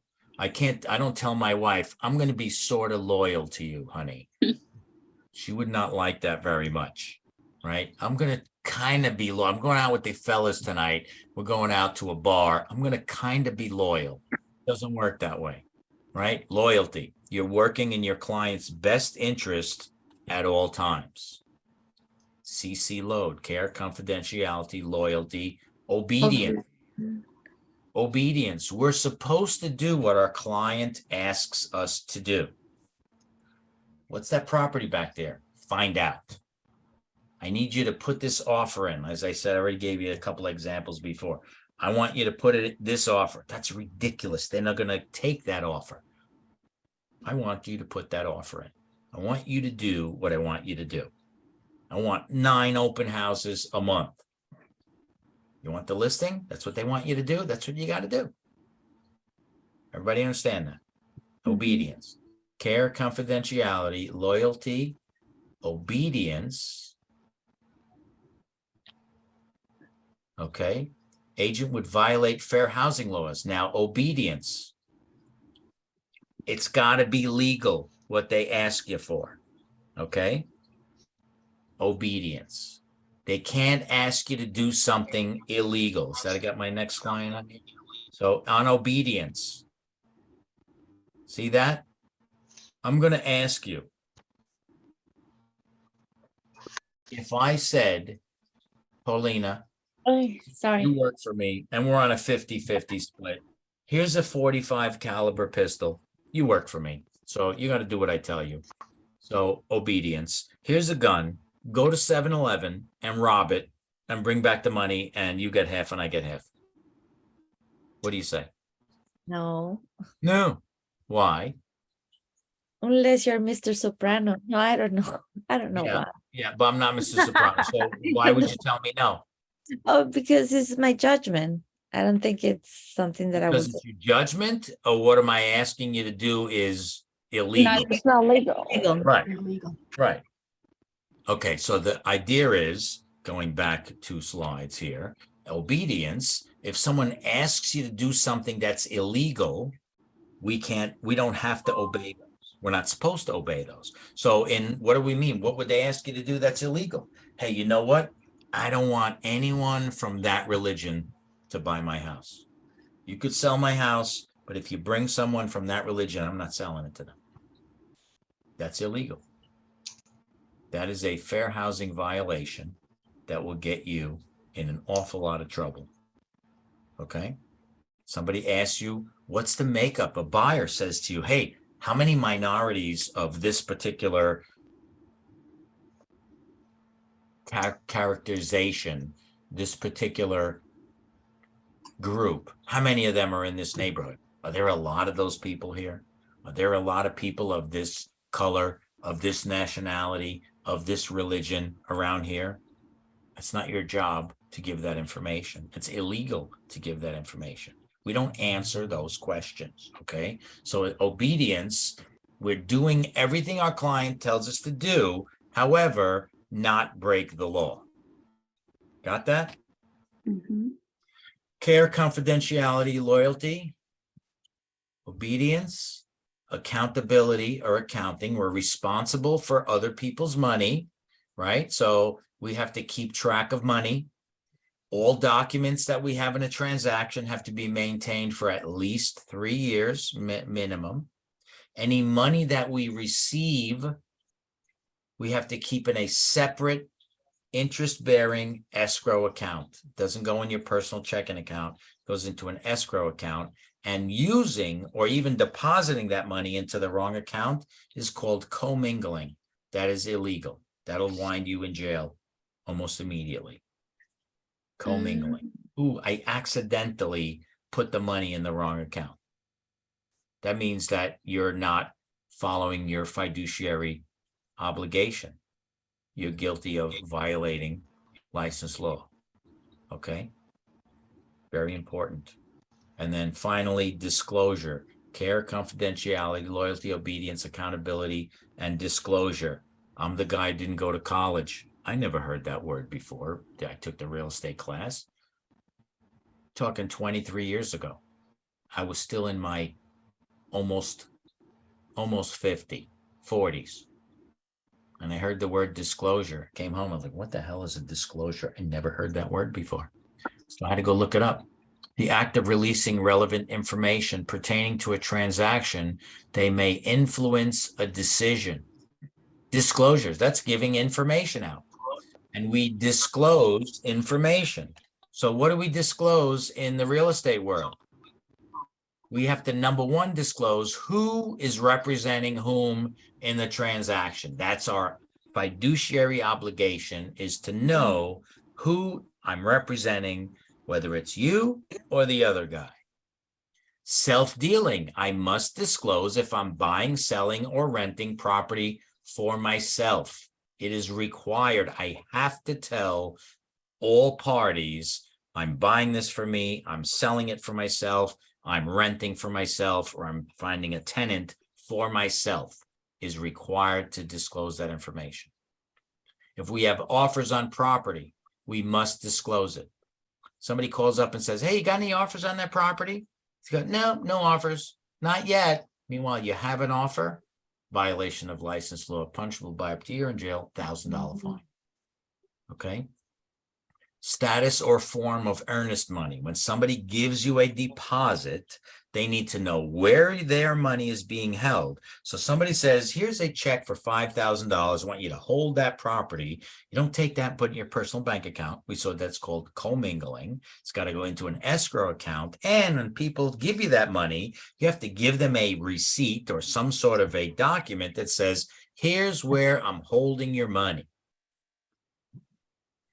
Any financial condition of buyers, if we know that the buyers of property have any kind of bankruptcy or foreclosure behind them, we must disclose that information.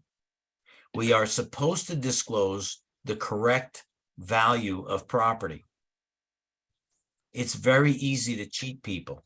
You go up to a nice little old lady, doesn't even know how much her house is worth. Her husband bought it 70 years ago. She's on waterfront in Dobbs Ferry. She has no idea. And she says, you know what? I really only need like $200,000. Great. I'll take it. Here's $200,000. Have a nice day. Meanwhile, the house is worth $2.5 million. We are supposed to be honest and disclose accurate property value. Commission splits. We don't discuss how much we are splitting what our commission is in office, but we have to tell the other broker that's bringing the buyer. Remember, we had Kane and Paulina in the transaction. Paulina needs to know how much Kane's paying her. You can't just say, find me a buyer, I'll give you something. You have to disclose how much you're paying a cooperating agent. If we know there's something in the contract provisions, we know there's something that would cause somebody to not want it, like an easement going right through the property, or the property's on wetlands and it's on the deed and we know about it and we don't disclose that. That information is very valuable to the buyer because they may not want it, knowing they can't build on it. Any kind of deficiency that can affect the buyer. We'll talk about all this stuff some more as we go. So, any questions so far? Breaching fiduciary duties. Breaching, that means not performing what you're supposed to do. If you breach or don't follow your fiduciary duties, you can lose your commission.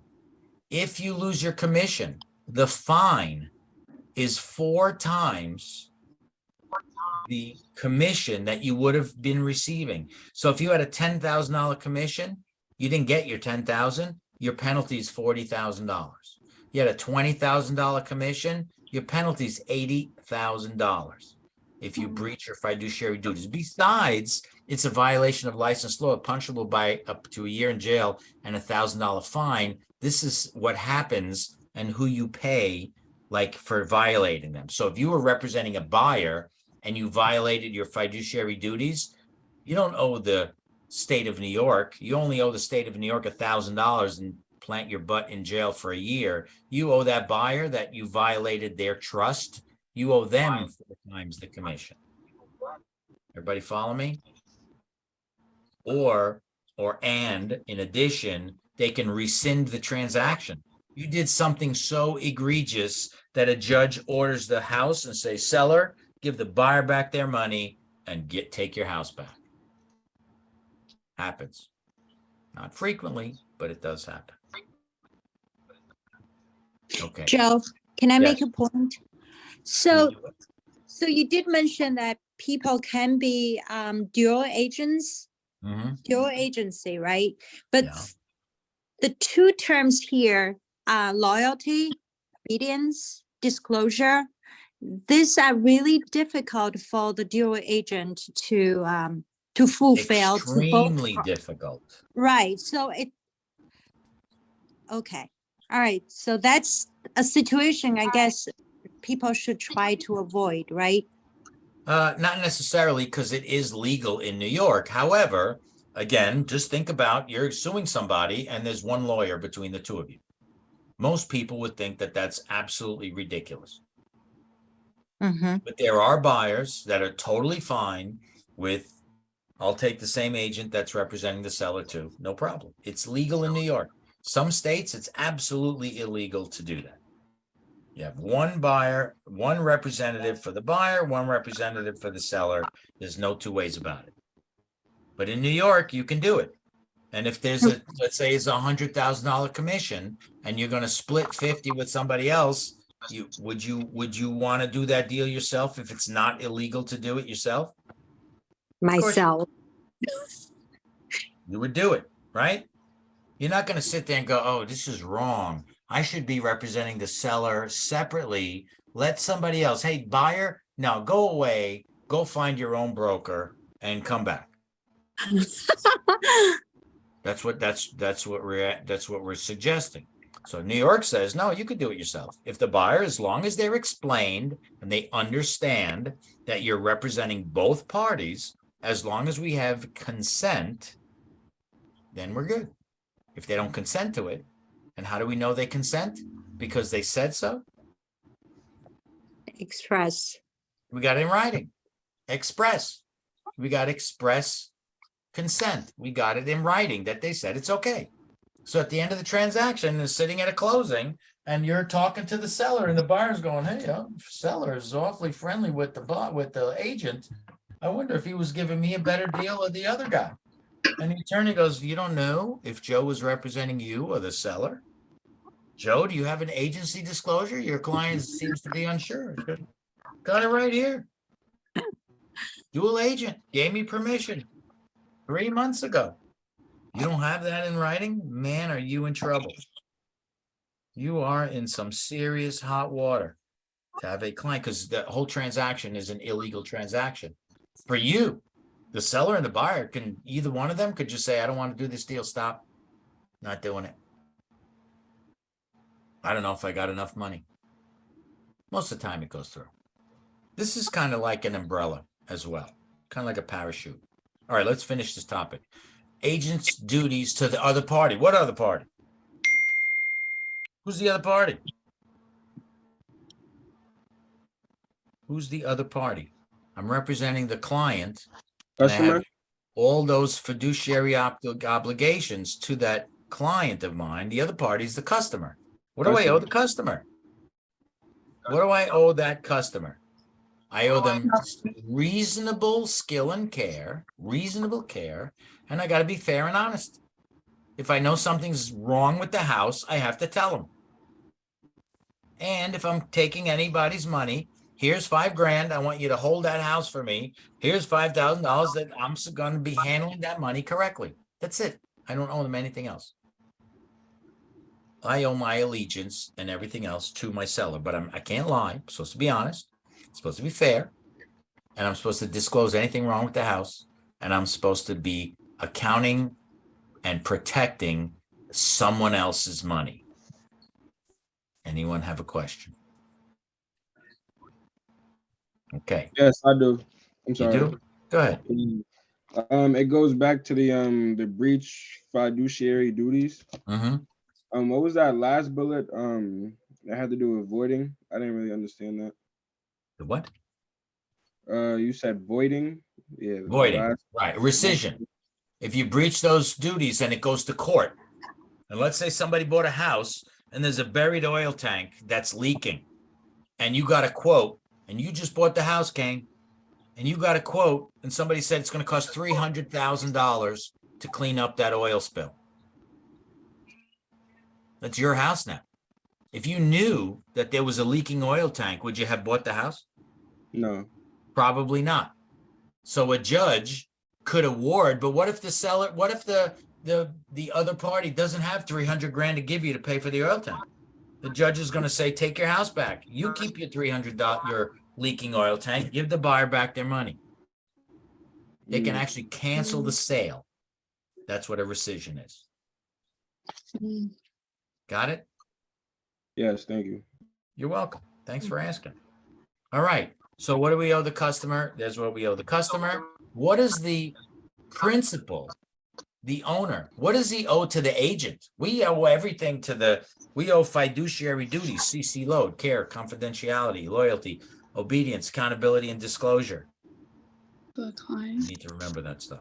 Okay. So what do they owe us? Nothing. But the agent isn't liable if the principal withholds information that causes an agent to make incorrect representations. There are certain things that you should know because of this skill and expertise that you supposedly have. And there's certain things that you have no idea of knowing. Let me ask you, I'm going to shut this off for a second if I can see you all. Let's see. I'm going to pick somebody. Tia, if you were walking through somebody's house, can you tell if the basement floods? Not a clue. Would you know if there's termites in a house? No. And if I'm the seller and I know there's termites and I don't tell you, how would you know? Do you have any clue? I won't know. None. Probably. So maybe somebody here might have a little bit of construction knowledge, and I could look at a house and go, man, I know I could smell mold in this place. I know there's mold. Any mold here, sir? Have you ever had this house tested? No, this house is perfect. Nothing wrong with this house. They don't have to tell you anything. They don't owe you anything. And this most of the stuff, I don't know. I got my own house. I don't even know half this. Well, I do. But most people don't even know half the stuff wrong with their own house. If a seller doesn't volunteer that information, you're not responsible. But there are certain things that you should be able to identify.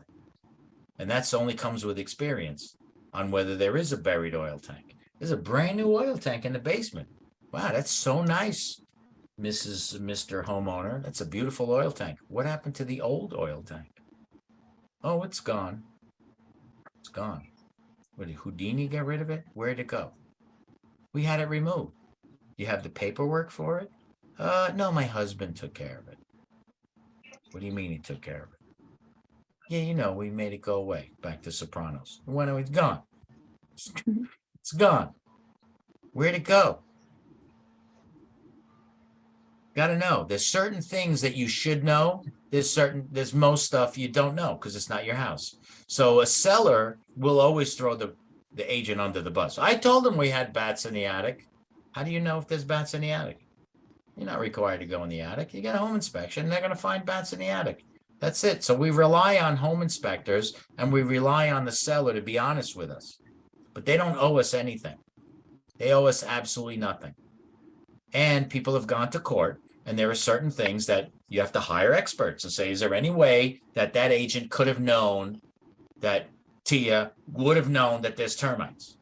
And a termite professional come in there and go, not unless this was inspected, or if you live here, there's no way to know. No way to know that there was a foundation crack. How are you supposed to know? Would you know where a foundation crack occurred to you? No. Would you know? Not even a clue. Would you know if there was like termites or, you know, wood destroying ants or anything like that? You wouldn't have a clue. Would you know if there's a buried oil tank in a house? No. But after a while, you start looking at some tanks and you kind of get an idea. You see a few houses and you go, where's the old oil tank? This looks like natural gas, but I smell oil down here. Or, hey, you know, it's kind of weird. Does this basement flood? No, it never floods. How come it always smells like fresh paint in here? Paint doesn't smell after a couple of days. Why are we 3 weeks later, it still smells like fresh paint? Because they keep patching something and they keep painting over something that's happening. So there are certain ideas that you should have, but the courts don't hold you responsible because the seller doesn't have to be necessarily honest with you. They don't owe you anything. Got it? Okay, great. Question, does the agency hire the home inspectors No, or? a buyer hires a home inspector.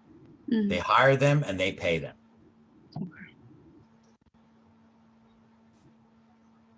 Okay, so back to next. Brokers can be held liable for misrepresentations if they knew about it. If you didn't know, I mean, how, like I said, or see, here's the thing. If you wouldn't know if a house had termites, but if somebody said, hey, Tia, my listing agent, in the spring, the termites, they flock in here and they swarm, and there's always like for 3 days, there's like a zillion termites, and then they go away. So we vacuum them all up. Hopefully the open house, they're not here. We'll suck them all up. We'll get them all out of here. And then, nobody will know we have termites. That's something that you're required to bring to somebody's attention. Hey, you know what? We have a leak. This mold keeps growing on this wall, but don't worry, I keep painting it. Don't say anything. Illegal. All right. Anything like that. Anything that you would not disclose is illegal, right? That's called misrepresentation. There's one thing to say, like I said yesterday, there's wood under the floor and I took his word for it. That's a mistake. That's misrepresentation. It's another to know full well there's no wood under there. That's fraud. And fraud is a difference between 5 years in jail versus making a mistake and the insurance company picks up the difference. Joe, Yes. would you have to disclose if there's coyotes in your neighborhood? Or in your If backyard somebody walking asked. around? If there's somebody asked, yeah. If If they somebody asked. asked about it, because not everything is a problem to everyone, Mhm. right? I know people that live in Orange County, and personally, I don't think that I would want to wake up in the morning and go have a cup of coffee on my deck, knowing that there's a black bear that's going to be sitting there. And there's plenty of my friends have coyotes. They've got foxes, they've got bear, snakes, all kind of weird stuff that I'm from Queens. That's not my cup of tea. And My yet, question, does it have to be disclosed or you answer it if it's? if somebody asks you, you have to disclose it. If you know that there's coyote and bear in the backyard and they're here and somebody asks you flat out, you need to answer it correctly. If you don't know, the seller's going to answer. We're going to ask the seller directly. Okay. All right. We document everything. It's called CYA. You know what CYA means? Anybody know Yeah. what CYA means? Cover your ass. Thank you very much. CYA. So when we go to take a listing, you have lots and lots of questions. You go there with a list of questions from your broker's office. And so if somebody says, I told my broker that my basement floods, I don't know why he didn't tell you. You never told me that. Oh, yes, I did. Really? Here's the questionnaire I asked you on the day that I took this listing. And it says flat out here, I asked you a question, does the basement flood? And you said no. Are those your initials at the bottom of the page? Yes. It's called CYA. The more stuff you put in writing, the more protected you are. Because you're going to ask them, is there an oil tank on this property? No. Okay, no. Okay, yes, there is. Oh, okay. There is an oil tank. Do you know if it leaks or not? No, it doesn't leak. Did you ever test it? No. No test, no leaks. Okay, great. You have any termite problems here? No, never had a termite problem. No termites. Okay. Does the basement flood? No, never flooded once. Okay, basement doesn't flood, blah, blah. Okay, read this over. Everything looked pretty good to you here? Okay, great. Could you do a favor? Could you sign that on the bottom, please, and put the date? Thank you very much. CYA. When it comes to it, God forbid, it came to a lawsuit, and incidentally, in 23 years and thousands of transactions, I never been sued. No one ever challenged it. It's not something that happens. However, you do need to know, right? Somebody told me once that if you're speeding more than 20 miles an hour over the speed limit, they have an option of writing you a ticket or putting you in cuffs, impounding the car and taking you away in the squad car, 20 miles over the speed limit. It's good to know. Have I ever driven 20 miles over the speed limit? I have a Maserati. Yeah, I have driven way over the speed limit. It never happened, right? So I don't know. It never happened to me, but it's good to know. I can always make that decision. Okay. So you need to know and get as much information as possible so that if it did ever come up, right? Like car insurance. Do we need car insurance? Yeah, we do. No, I don't. I haven't had an accident in 20 years. But if you did have one, you're really happy that you got that insurance. This is an insurance policy. Ask lots and lots and lots of questions, get them in writing, get it signed, and you're covered. It's not hard. This is the easiest job in the world. Okay, stigmatized property. What does that mean? Something wrong with the property, but stigmatized property is not necessarily property has something wrong with the property. Like somebody's sick, somebody had AIDS. Can you get AIDS from a house? No. No, can't get AIDS from a house. When the C word began, everybody was afraid of everything, right? They're like, oh my God, you gotta wear gloves. And if you touch something and don't breathe on anything, if it lands on a table, and you know who made lots of money? The alcohol companies and all those preps and all the cleaning swabs and all that, they made a fortune because everybody's like wiping everything down. And then they all of a sudden they just said, wait a minute, you can't get the C word from transmission. Can't get it from that. And all of a sudden, everybody said, okay, great. We're gonna have to stop cleaning everything every 5 seconds. And so you can't get an illness from a house. There are certain illnesses you can get from a house, but not all of them. So if somebody had AIDS or cancer, did the house give you cancer? Well, no. Okay, then we don't have to disclose it. Somebody got AIDS in the house? Did you get AIDS from the house? If you know anything about AIDS? No, I didn't get AIDS from the house. Okay, great. So then we don't have to disclose that the owner had AIDS, right? Somebody had COVID in the house. Did the house give him a COVID? No, we know that you can't. Well, I said it. $5. Do it right now. I forget. So anyway, if you did, you got 5 singles right there. There we go. I'll do it. All right. So that's how much I hate that word. All right, where was I? So if we know that you can't get it from there, we don't have to disclose it. I don't have to say, yeah, the last owner had the C. Don't have to disclose that information. However, there are respiratory issues that you can get from a house. How do we do that? Well, if there's mold in the house, did somebody get sick because of the mold? Yeah, there's such a bad mold situation here that the last owner had respiratory illnesses. They had skin rashes all over their body because of the house. Then I have to disclose that. Okay. However, unless the house killed you, we don't have to disclose of a death in the house. Somebody got killed in the house. We don't have to disclose it. If somebody asked you flat out, did anybody die in this house? That's a yes or no answer. And if you don't know, you don't know. But if you flat out know, you really should disclose that information because then you'd be lying. We don't want to lie. You can say, I don't want to answer that question, or I don't know. But if you do know, you're supposed to be honest and trustworthy. You're supposed to answer the question. So what happened? In 1995, you don't have to disclose if there was any death in the home. If you have a home that's built older than 1950, guaranteed somebody died there. Doesn't mean anything. People die all the time. I sold my parents' house. Both of them passed away separate times in the bedroom. People die. People die all the time. I have this weird thing. I've had this since I'm a little boy, and I've been a little boy a very long time ago. I walk into a room, my skin, I start getting goosebumps all over my skin, and I ask the people, I go, what's the story with this room? Oh, this was grandma's room. She passed away 3 months ago.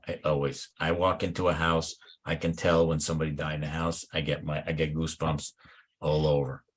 I could tell which room somebody died. I got that knack kind of thing. I don't know what you'd call it, but I always got that.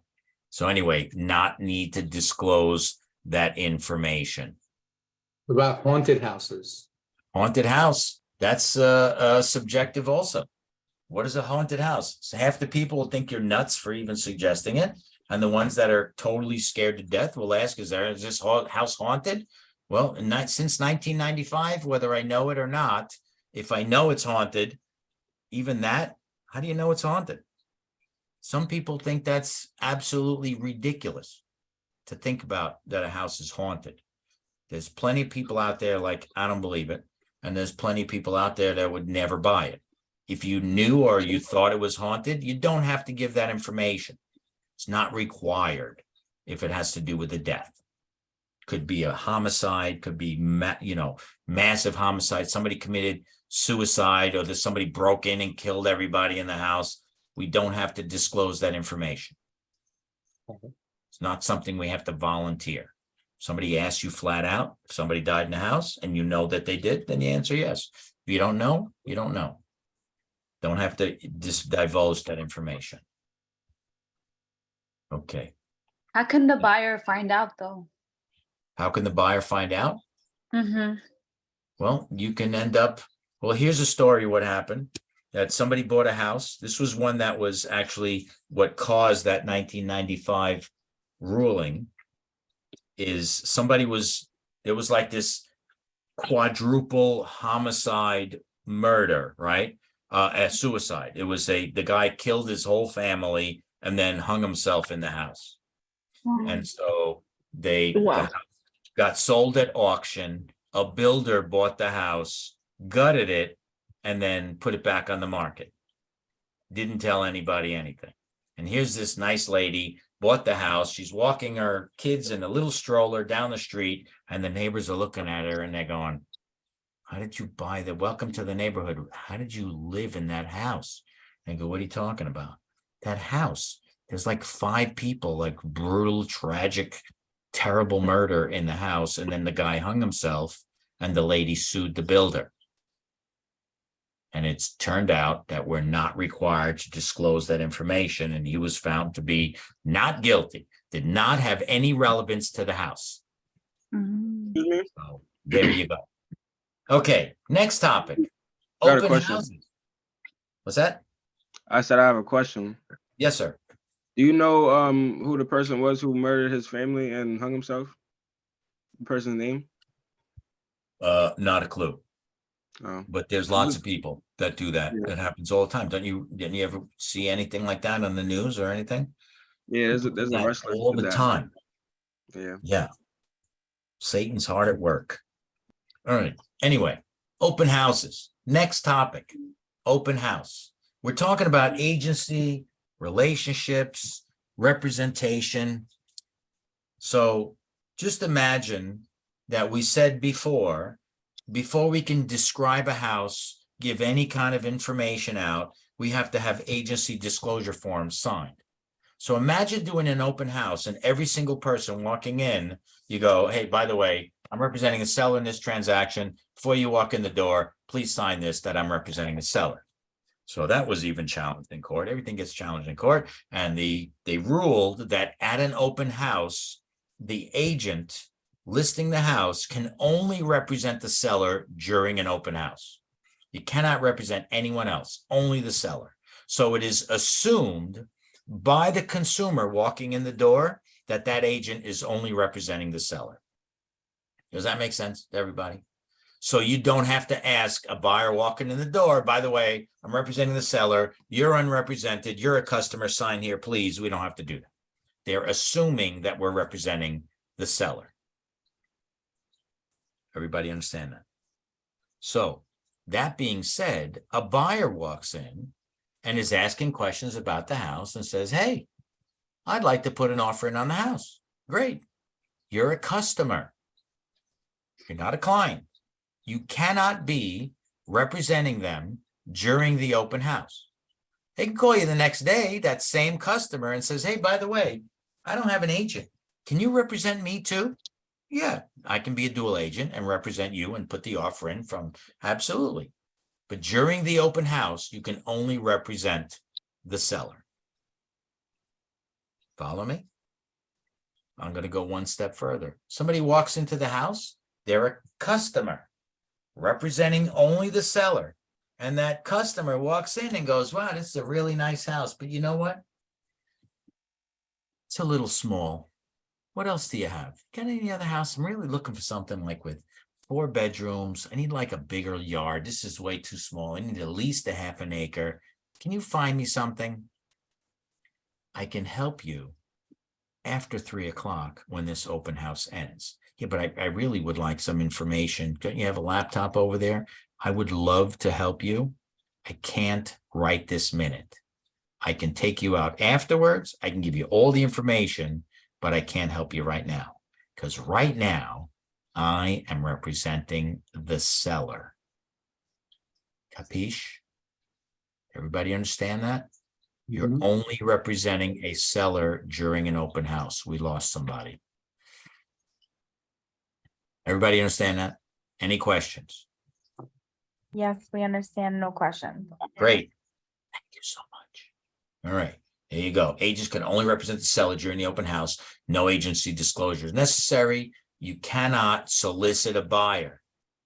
Okay. You can't be hawking buyers and saying, you can work with me here, sign up, and I'll represent you in the purchase of something else. You can only represent the seller during that transaction. Okay. Let's take I gotta look at people for a minute. We lost somebody before. I don't know who left. But anyway, so are we good so far? Yep. Understanding what we're doing here? Mhm. Okay.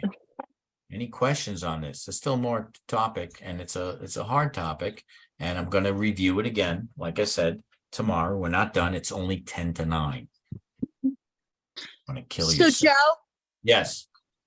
during the open house, usually people walk in to see the house, they will sign and leave their contact information, phone number, email, right? Right.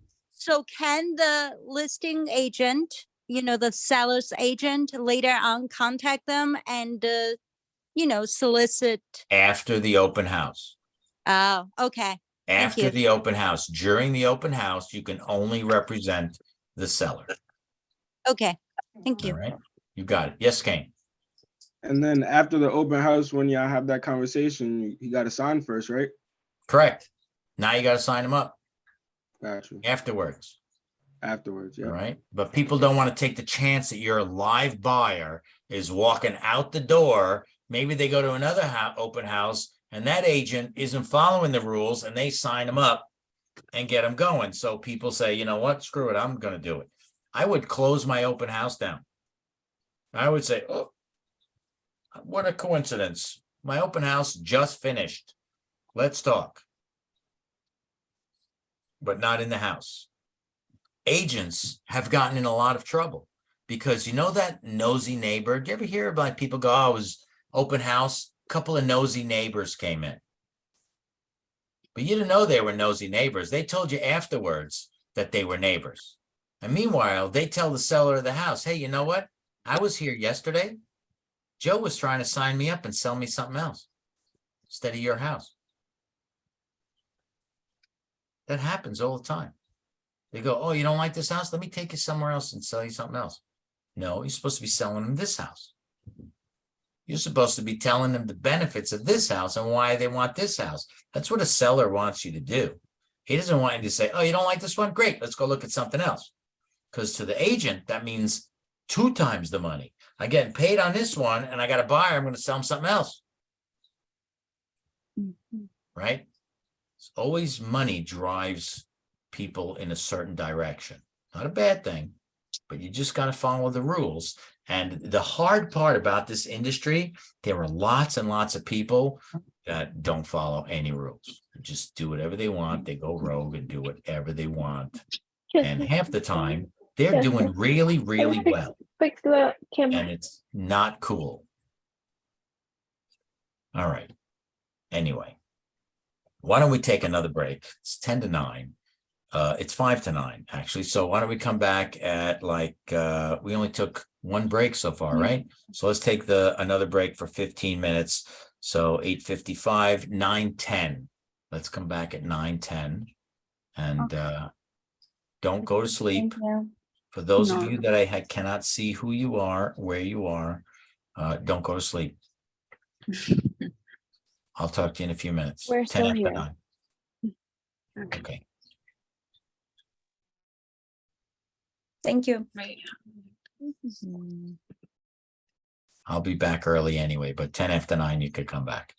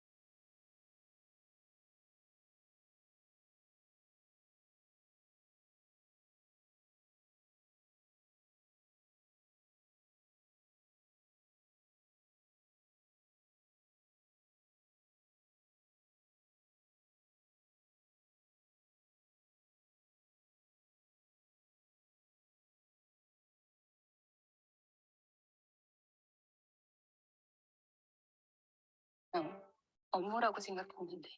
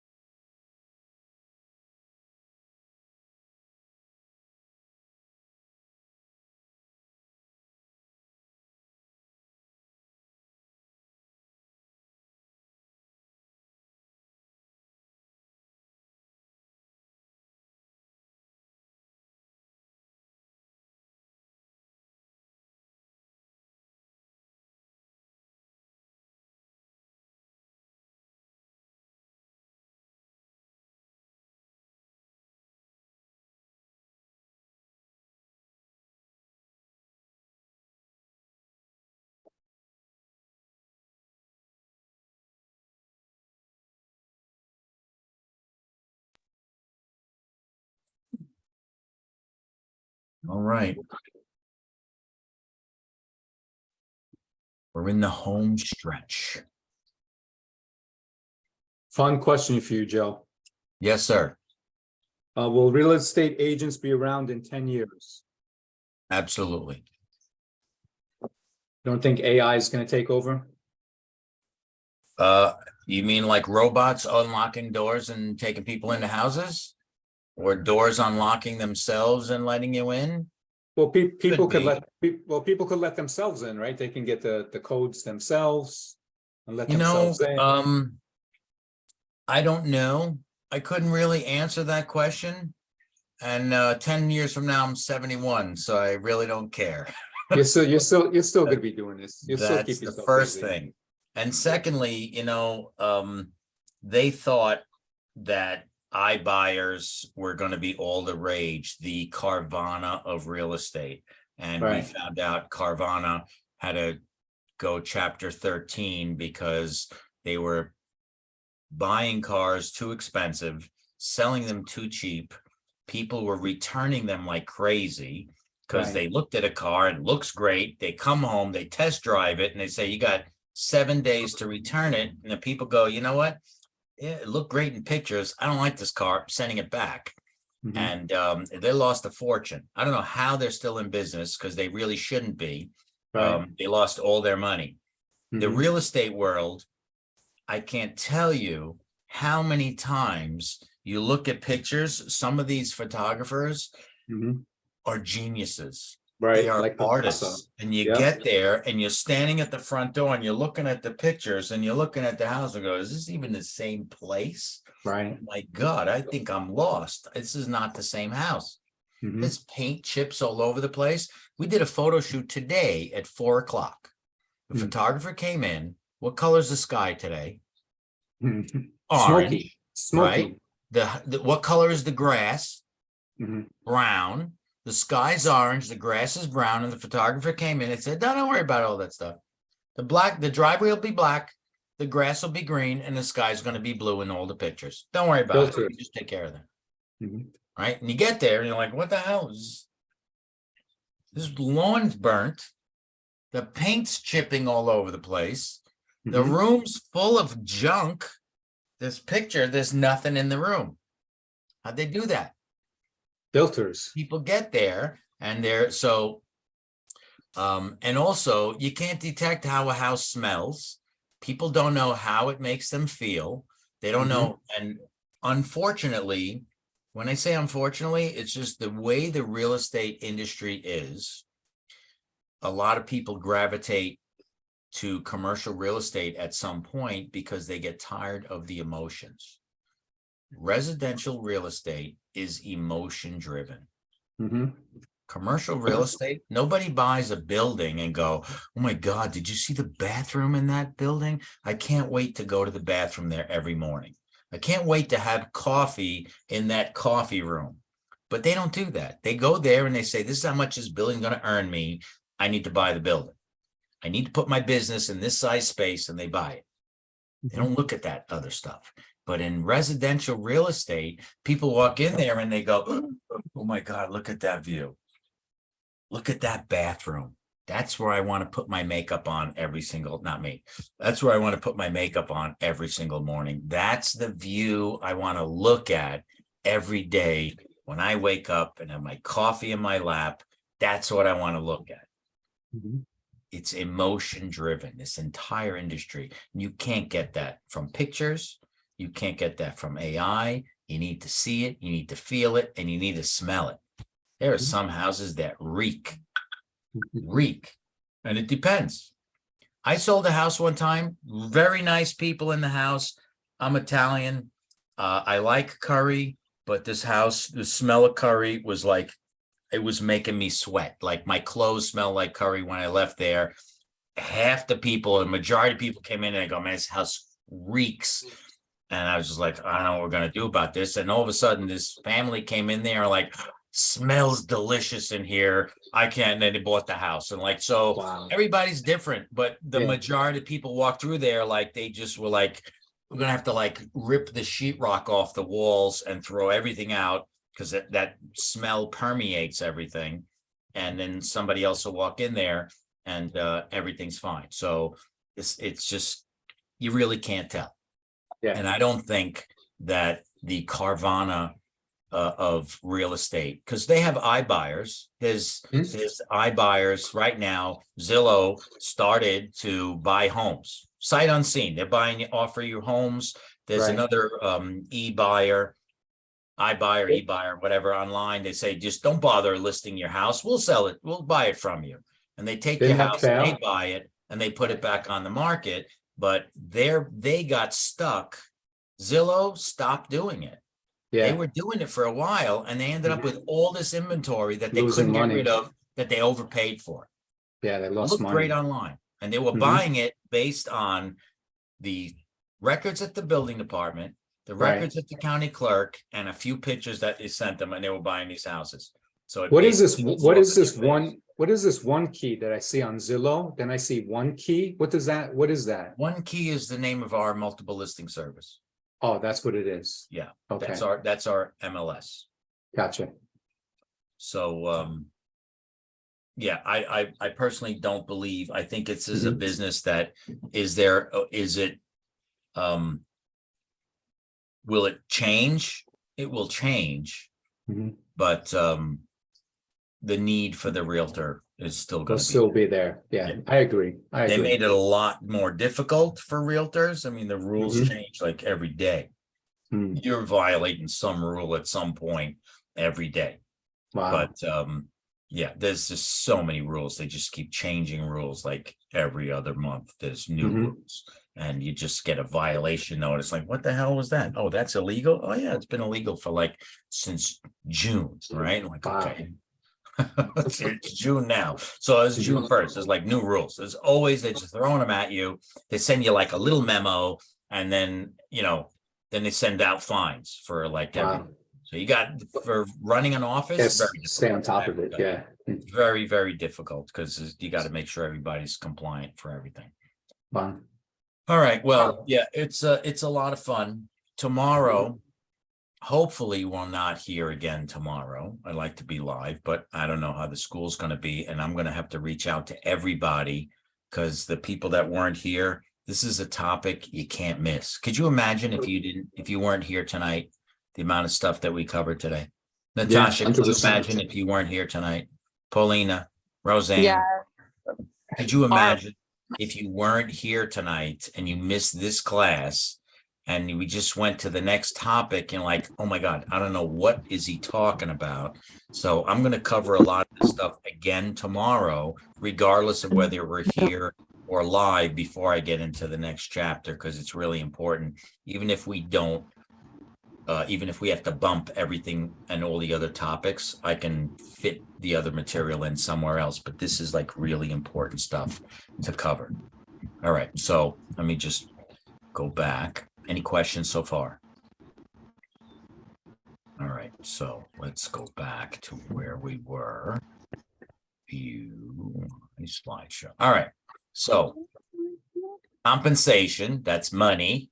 When is your commission earned? The way this works, this real estate industry that we're in is hundreds of years old. Hundreds. Back in the day, I'm going to stop sharing for a second. I like to see who I'm talking to. Back in the day, when somebody said, we have a deal, and they shook hands, that was your word. That was your bond. You could never break that relationship. If someone said, I'll take it, and two people said, I'll take it, you're selling it, you're buying it, we agree, the broker got paid. Why? Because you would never break that agreement. If somebody died, that's a different story. But if somebody, buyer and a seller, said, we have a deal, you got paid. Right then and there, when the buyer and the seller had an agreement and a meeting of the minds is what they call it. They agreed on the terms, they agreed on the time, they agreed on the money, they agreed on everything. There was nothing that was going to break that deal. You know, when people lied 200 years ago, they were hung publicly or shot. 150 years ago, you might have gone to jail. You might have been ostracized and people said, don't ever talk to that guy. He's a liar. You can't trust him. Today, people lie like just normal conversation. As a matter of fact, people lie on contracts all the time. There are attorneys that go, I don't care what kind of contract you have, I can get you out of it. Ask Paul McCartney. Ask Paul McCartney about contracts. Paul McCartney was a famous Beatle for 40 years before he married the girl with that one leg. She got half of his money. Half of billions because an attorney was able to get past the contract. So contracts mean nothing today. But back in the day, a contract was just two people agreeing. You know why it was just two people agreeing? Because until the early 1900s, people didn't know how to read and write. Most people, unless they were scholars, and who went to college in the 1800s? Doctors, lawyers, right? Only a handful of people went to college, and religious people. Nobody else went to school. Nobody knew how to read and write. So everything was verbal. It was a handshake. And they ever sign something, there's this guy, who's the person that you got to stamp when you want to, somebody wants to prove that that's your signature. What do we call that guy? Notary? No. A notary. Right. I'm a notary. Right. Got somebody in front of you. Notary today is easy. It's the easiest job in the world today. Today, somebody says, I need you to notarize something. Let me have your driver's license. You look at it and go, okay, that's you. Done. Here you go. That's easy today. Notary, when I was young, I'm an old guy. When I was young, driver's licenses didn't have pictures on it. Nothing had a picture on it. You had a signature. Anybody can do that. A fake ID, that was so easy when I was young because there was no picture on it. There was no thumbprint. You didn't have to prove anything with a social security card. You just wrote a name down and that was it. I bought my first new car. I was 17 years old. I bought an MGB and I wrote down that I was 18 years old. And you know what? They gave me the loan. There's no way to check. There was no FICO score. There was no computer system that they had to look up to find out. I told them I was 18 and they're like, okay, great. Instead of writing down 1962 on the application, I wrote 1961. Whoever looked at it said, okay, great. And I got a car. Nobody checked. Nobody checked anything. Right? So anyway, that being said, when a buyer and a seller come to an agreement, a meeting of the minds, and they agree on it, that's when you earn your commission. So even today, technically, when a buyer and a seller say, I'll take it, and you have a meeting of the minds, technically, you earned your commission. Just they don't abide by those rules anymore today. Today, the only way that we have this solid agreement is when a contract is signed. Nothing else is binding today. For some reason, when people put an offer in, it's called an offer to purchase. Some companies call it a binder, but it's not binding. The only thing that's binding is a signed contract. You guys watch HGTV? You ever see any of those TV shows? HGTV. So, there's a guy doing an open house. One of those guys bought a house to flip, and they redid the whole thing in 1 week. And next thing you know, they do an open house. Somebody walks in and he goes, wow, this is a really nice house. I'll take it. And they go, okay, how much is it? 500,000? Okay, I'll take it. And where's the paper? And he signs the thing. Hello, Mr. Seller. Yeah, I know you're out. Open house. A buyer came in, full price. Get over here. Guy comes back home real quick. Says, oh, there it is. Here's a deposit check. Sign the contract right then and there on the spot. They're in contract. Everywhere in the whole United States, except, guess where? New York. The Southern District of New York. 49 and a half states, you're in contract immediately. New York, the Southern District of New York, which is from Manhattan, Long Island, and up to Albany is the Southern District of New York. You have to have a lawyer in the transaction. So when you have an offer and somebody says, I'll take it, and the seller says, I accept, we have a deal, a lawyer still has to draw up the contract. It could be a whole nother week. You're still not in contract until it's signed. Once it's signed, now you're bound to buy, and the seller is bound to sell. They have to buy and they have to sell. That still doesn't mean anything today because it's a lot of money commissions. Homes sell for a lot of money, and there's still chances that this house won't sell. How could it not sell? Any guess? Why a house? A buyer and a seller agreed, and they said, I'll take it. The buyer said, I'll take it. The seller said, I'll take it. They agreed. They sign a contract. How could that still not close? Any guess? Mortgage, Can't financing. get a mortgage.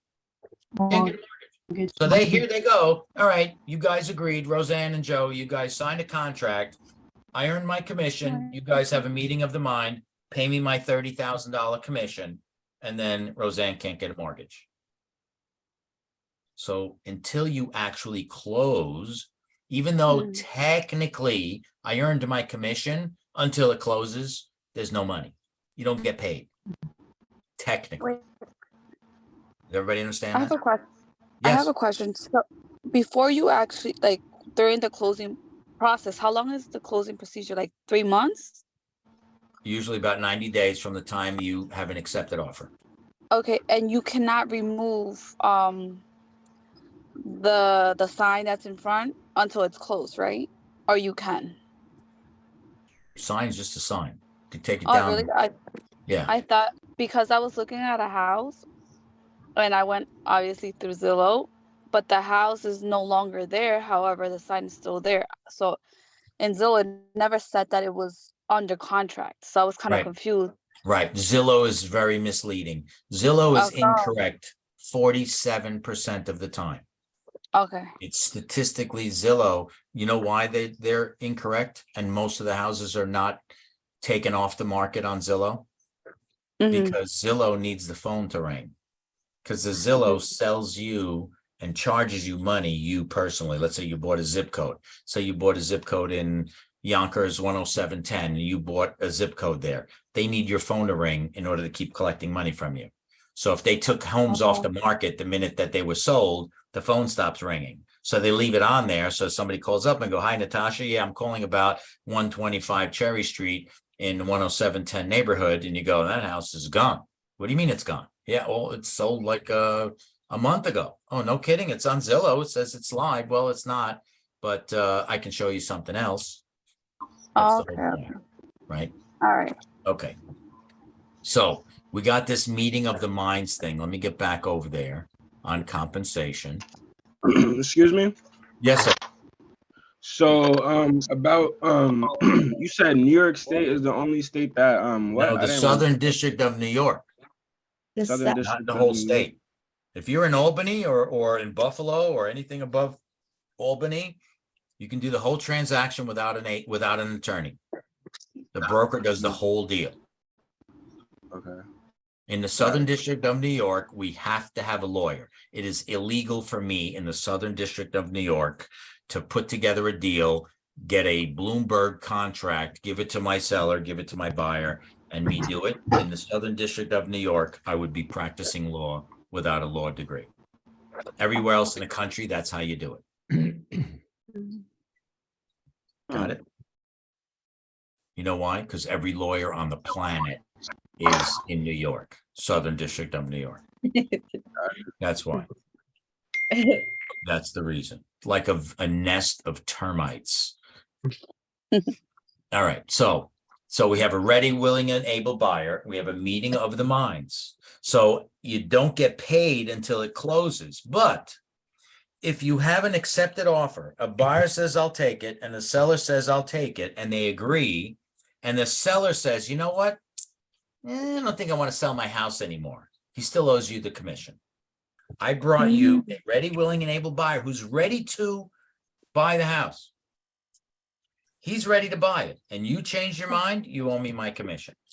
Still owe me a commission. Sure you want to change your mind? Yeah, well, we decide we don't want to move anymore. Well, you owe me a commission. I brought you a buyer who is ready to close. The fact that you don't want to sell your house, I had one last year in Circleville. Circleville's in Pine Bush, which is the exit after Middletown on Route 17. Had the house sold, family ready to move in. A week before the closing, the seller said, we don't want to move anymore. We love our house. We changed our mind. We don't want to move. Wow. Buyer sued him. I sued him, and the Keller Williams office that brought the buyer was my listing, sued him as well. You had to pay me, had to pay Keller Williams, and had to pay the buyer off for damages. Wow. You can't change your mind. In that case, would you sue them for the amount of the commission or? Yeah. Oh, okay. The buyer sued him for other things. They had to put their stuff in storage. They had to live in a hotel for a few months because they didn't have any home now. And they sued him for a lot of money, but he still chose to pay it. If a seller is unable to deliver possession, what does that mean? Like there's no certificate of occupancy. They built a pool on their own. They put an addition on the house. They got no permits. And the building department says, we're not giving you permits for any of this stuff. Still owe me a commission. Or if an owner commits fraud, that they did something illegal there, they still owe me a commission. Okay? You still owe me a commission, even if you don't sell the house. Okay? In order to collect commission, I might have covered this in chapter 1 when we did that beginning of the last night. A broker, me, has to have a valid license at all times from the beginning of the transaction until the time it's closed and money is distributed. My license has to be active the whole time. I have to be authorized to perform the service. What does that mean? How do I prove that my seller or my buyer hired me to work for them? Because they signed an agency disclosure form. That says that I'm authorized to represent them. If I don't have that, I'm not entitled to get paid for that document that we said before, that some people do it and some people don't. If you don't have an agency disclosure form, you are not entitled to get paid. Follow me? You have to be procuring cause. Part-time agents fail at this a lot. Procuring cause. That means that you put together the deal, but you have to see it through to completion. Okay, part-time agents have a problem with this. They do an open house and somebody walks in and they go, oh, I'll take it. And they go, oh, great, I made a sale. And they put the deal, they send all the paperwork into the office and they never hear from them. And they call the office like 3 months later and go, hey, did that deal close? I'm waiting for my check. Well, yeah, that deal closed and you don't get any of that check. Well, why not? I got the buyer, but you didn't see it through to completion. You need to follow that transaction. You need to take care of that client. How hard is it today? Everybody got one of these things. Just pick up the phone, text them. Hey, I don't even have anything to tell you this week. Just saying hi. You need to stay in the loop. If you're not in the loop, you're not procuring cause. Okay, everybody got that? And we already discussed yesterday that you can only get paid by your broker. All right, so we created agency. We created this relationship called agency. How do we terminate it? We said we create it in writing, which is express, or we can possibly create it through implied agency. However, implied is not the legal way to create it, but it's still agency. So how do we terminate an agency relationship? Either party, the broker, not the agent, by the way, the broker or the client dies or becomes incompetent, terminates agency. If the property is completely destroyed, terminates agency, there's nothing for me to sell. Property's gone. If either the client or the broker goes bankrupt, terminates agency. In the listing agreement, you hired me to sell your house. Is it possible the house doesn't sell? Is it possible? You hired me to sell your house. Is there a Yes. chance that the house doesn't sell? Yep. Yeah, Yeah. may not sell. Yes. Might not sell. So you gave me till June 1st to sell the house. June 1st came. I didn't sell the house. The contract ended. It expired. Agency's terminated. I'm no longer your agent. Mutual agreement. You hired me to represent you to either buy or to sell your house. And you said, you know what? I don't think I want to work with you anymore. Okay. You know what? I don't think I want to work with you either. We can both agree. Any contract, I don't care what contract it is, if both parties agree to terminate, you can cancel the agreement. Both parties can cancel any transaction, any contract, anytime. If the buyer says, I don't want to buy it anymore, and the seller says, I don't want to sell it anymore either. Great, let's cancel the deal. Both parties agreed to cancel it, you terminate. Mutual agreement. Renunciation by broker. Remember, every transaction in the office is my transaction, not yours. You're the agent. It's every deal is my deal. You came into the office and you said, hey, I just took a listing for this house. I know it's only a $200,000 house, but I listed it for $750,000. I don't want that deal. I'm canceling it. It's my deal, not your deal. I'm canceling it. We're not representing that client. Broker can cancel any transaction. At the same token, that principal, the person that hired you, the client or the principal says, you know what? I don't want to work with you anymore. You're fired. Terminating our agency relationship. Everybody follow? And then finally, accomplishment of purpose. You hired me to find you a house. I found you a house. It closed. I'm not your agent anymore. I did what I was hired to do. You hired me to sell your house. I found you a buyer. It closed. I'm not your agent anymore. Any questions on that? Excellent. Okay. Antitrust violation. Is your brain hurt at this point? Anybody got like too much information? A little bit. We're going to do it all over again tomorrow. All right. So brokerage firms set their own fees and their own terms, and everything is negotiable. For someone to say, hey, how much did you guys charge to sell a house? Oh, we charge 7.5%. That's an illegal discussion. There's no such thing as a set rate. All fees are negotiable. How much does it cost to sell your house? I don't know. I haven't seen your house yet. Let's get together and we'll decide how much it's going to cost to get your house sold. What are you talking about? I have the same house as everybody else on the same street. They're all selling about 500,000. What do you think mine is worth? Well, I don't know. I haven't seen it yet. Let's go take a look. Yeah, but don't you guys have like a set rate or something like that? No, we don't have a set rate. If your house is easy to sell, it's going to be cheaper. If it's hard to sell, it's going to be more money. Let's go look at it. All fees are negotiable. Never, never, never, never, never say yeah, my office charges X dollars to sell a house. That means that it's a set fee. Now, can your broker say, listen, in this office, this building is expensive, the rent is high, do not take a listing for less than 5.5%. That's one thing, but you can't tell a client, my office charges 5.5% to list a house. My office charges 7% to list a house. It's illegal for you to say. You're assuming that it's not negotiable, and federal antitrust laws said that all commissions must be negotiable, always negotiable. Okay, we never have a discussion about any fees, commission fees, except when we're offering a commission out. Remember, we had Kane and Paulina in that transaction before.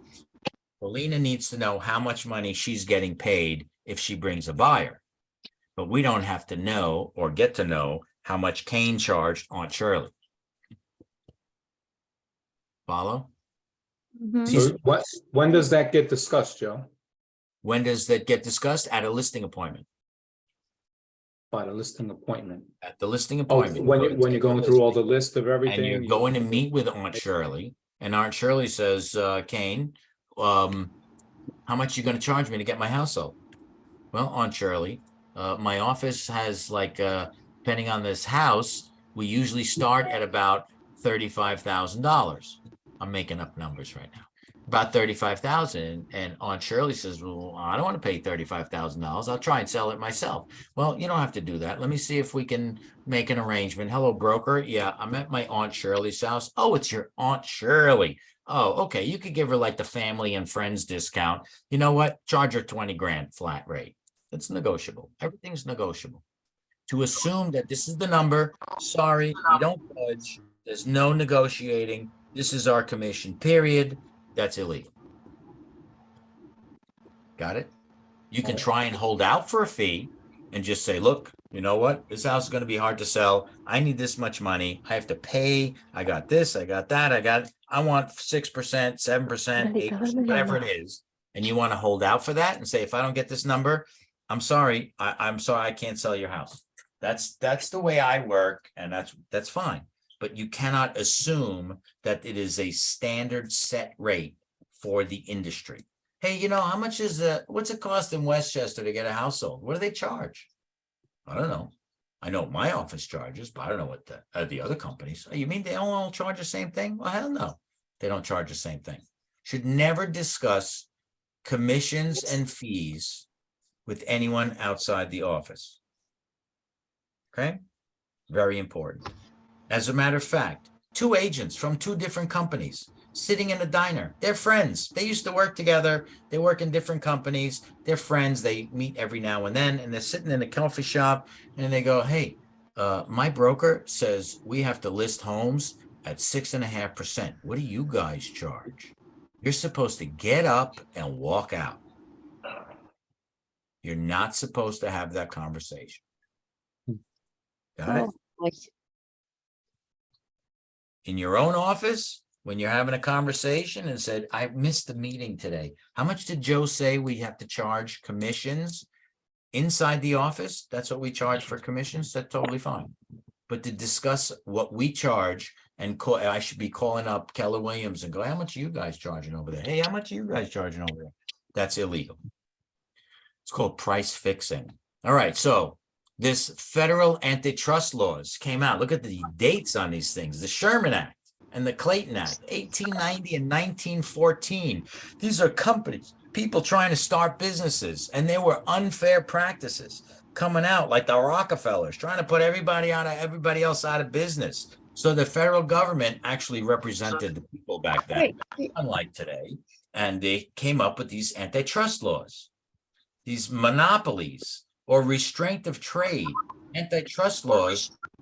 Somebody's got to mute their thing because I'm getting feedback here.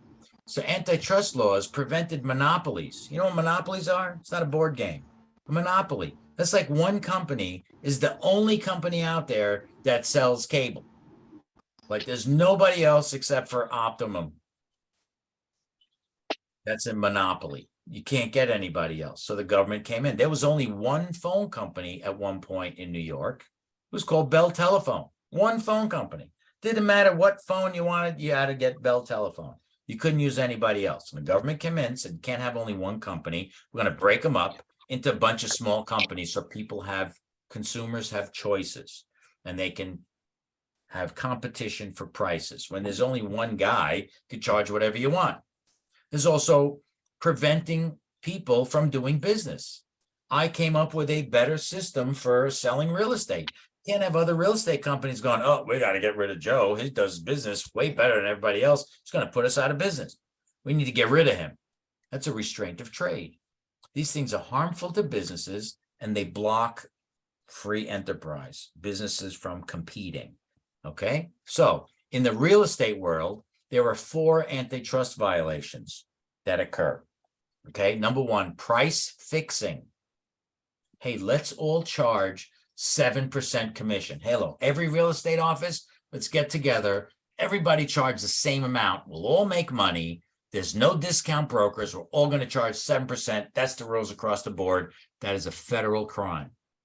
Price fixing is a federal crime. Group boycotting. Hey, you know what? That Baratta company, they're doing really good. We need to get rid of them. They're making everybody else look bad. Nobody show their properties and don't let them see any of our properties that we have listed. Don't let their agents in and don't go see any of their stuff. They'll go out of business. Group boycott, another federal crime. Market allocation. 287 runs right through the middle of Westchester County. Your company, you guys stay north of 287. We'll stay south of 287. You don't come on my side. I don't come on your side. You stay there. I stay here. Market allocations are illegal as well. They're also illegal inside your office. What are you talking about, Joe? In your office. Market allocations are illegal. You are an independent contractor, yes? Yes. Yes, you're an independent contractor. So you're going to go work in ABC Realty and you're going to say, hey, you know what? I live on this street in Hartsdale. I'm going to send mailers to everybody on these 3 streets in Hartsdale. And somebody in your office go, no. You can't market in that neighborhood. That's Shirley's neighborhood. She's been selling in that neighborhood for the last 30 years. You're not allowed to go there. That is market allocation. That's illegal. That's just as illegal for someone to tell a single agent, you can't do business in this neighborhood. It's just as illegal as a corporation telling another corporation, don't come on my side. Stay over there. It's illegal to make somebody stay in a territory and not come out of your territory. You are licensed in the whole state of New York. Tie-in arrangements. I'll let you buy this house, but you got to use my dad. He's got to be your lawyer. I'll let you buy this house, but you got to use my contractor to do all the repairs on the house. I'll let you buy this house, but my mom owns a title company. You got to use her for title. Otherwise, I'm not going to sell you the house. Tie-in arrangements are illegal as well. Okay. Individual agents, look at the numbers. This is the federal crime. Felony, remember misdemeanor, up to a year. Felony, more than a year. Felony, up to 3 years in prison. $350,000 fine for the agent. The brokerage, $10 million in fines. And then the Justice Department, when they're not busy, will hit you with more fines. They're kind of busy right now.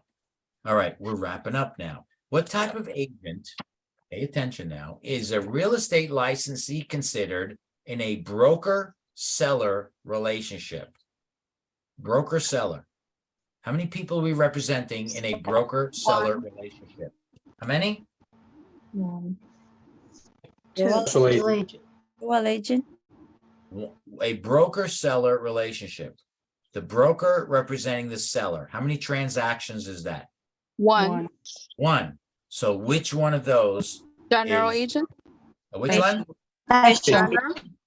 C. Special. Special. Special agent.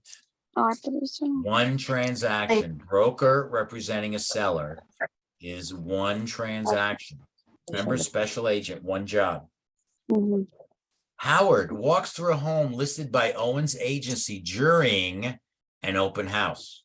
Howard walks through the home listed by Owen's agency. Who is Owen representing during the open house? Seller. Only the seller.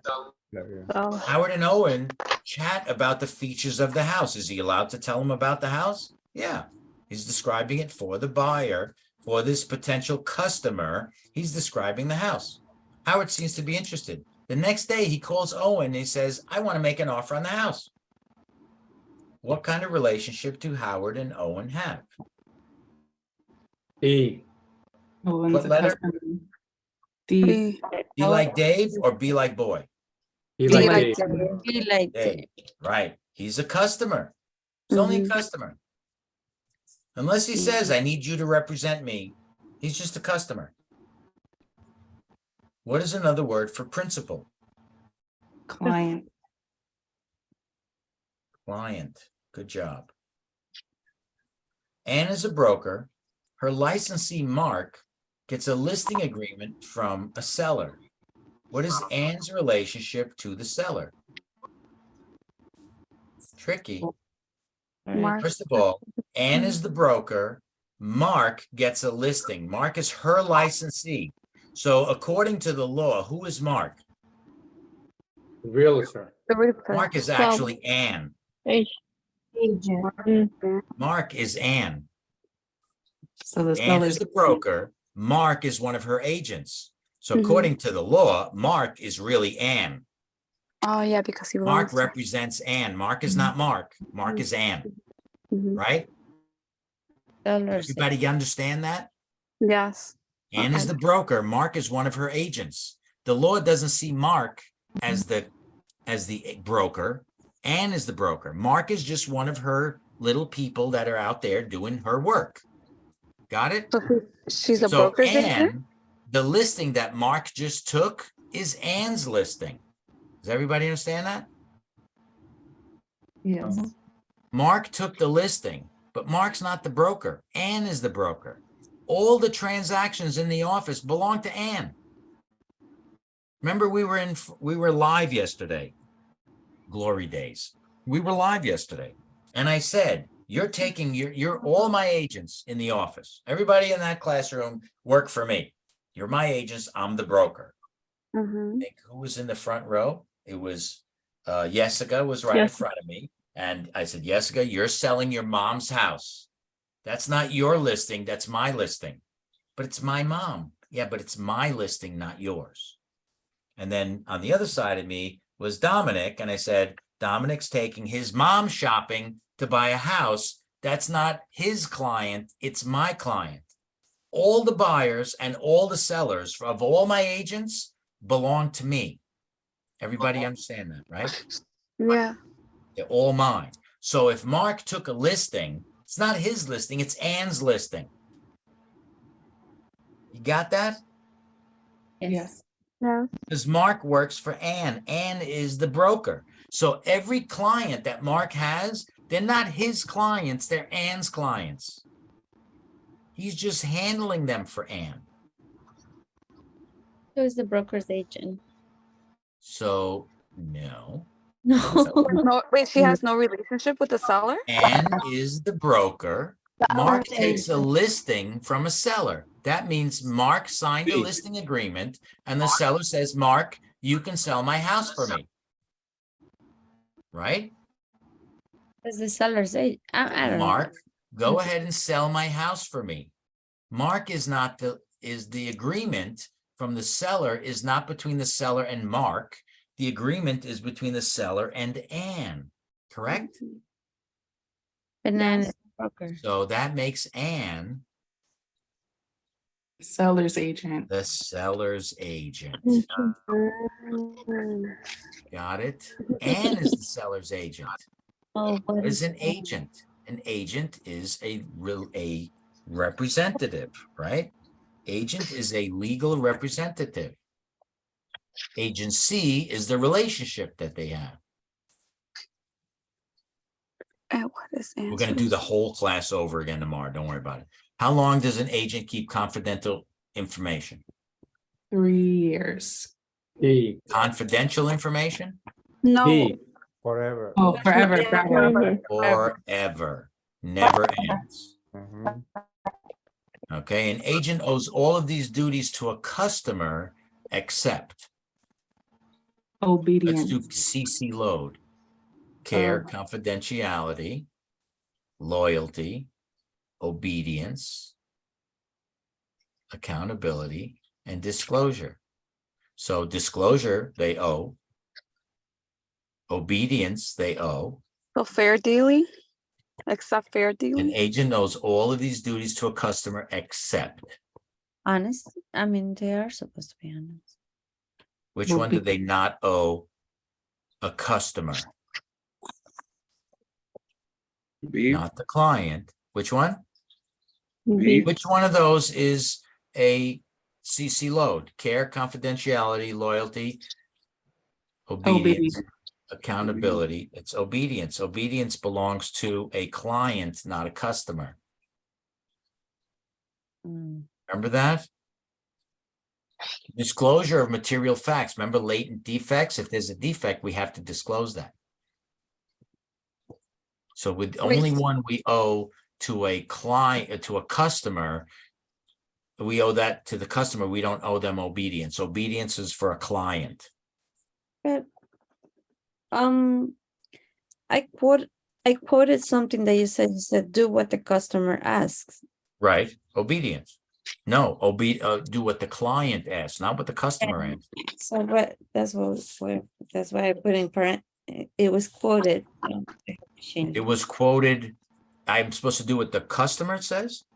No, I put No, I'm supposed to do what the client says. Yeah, you said client.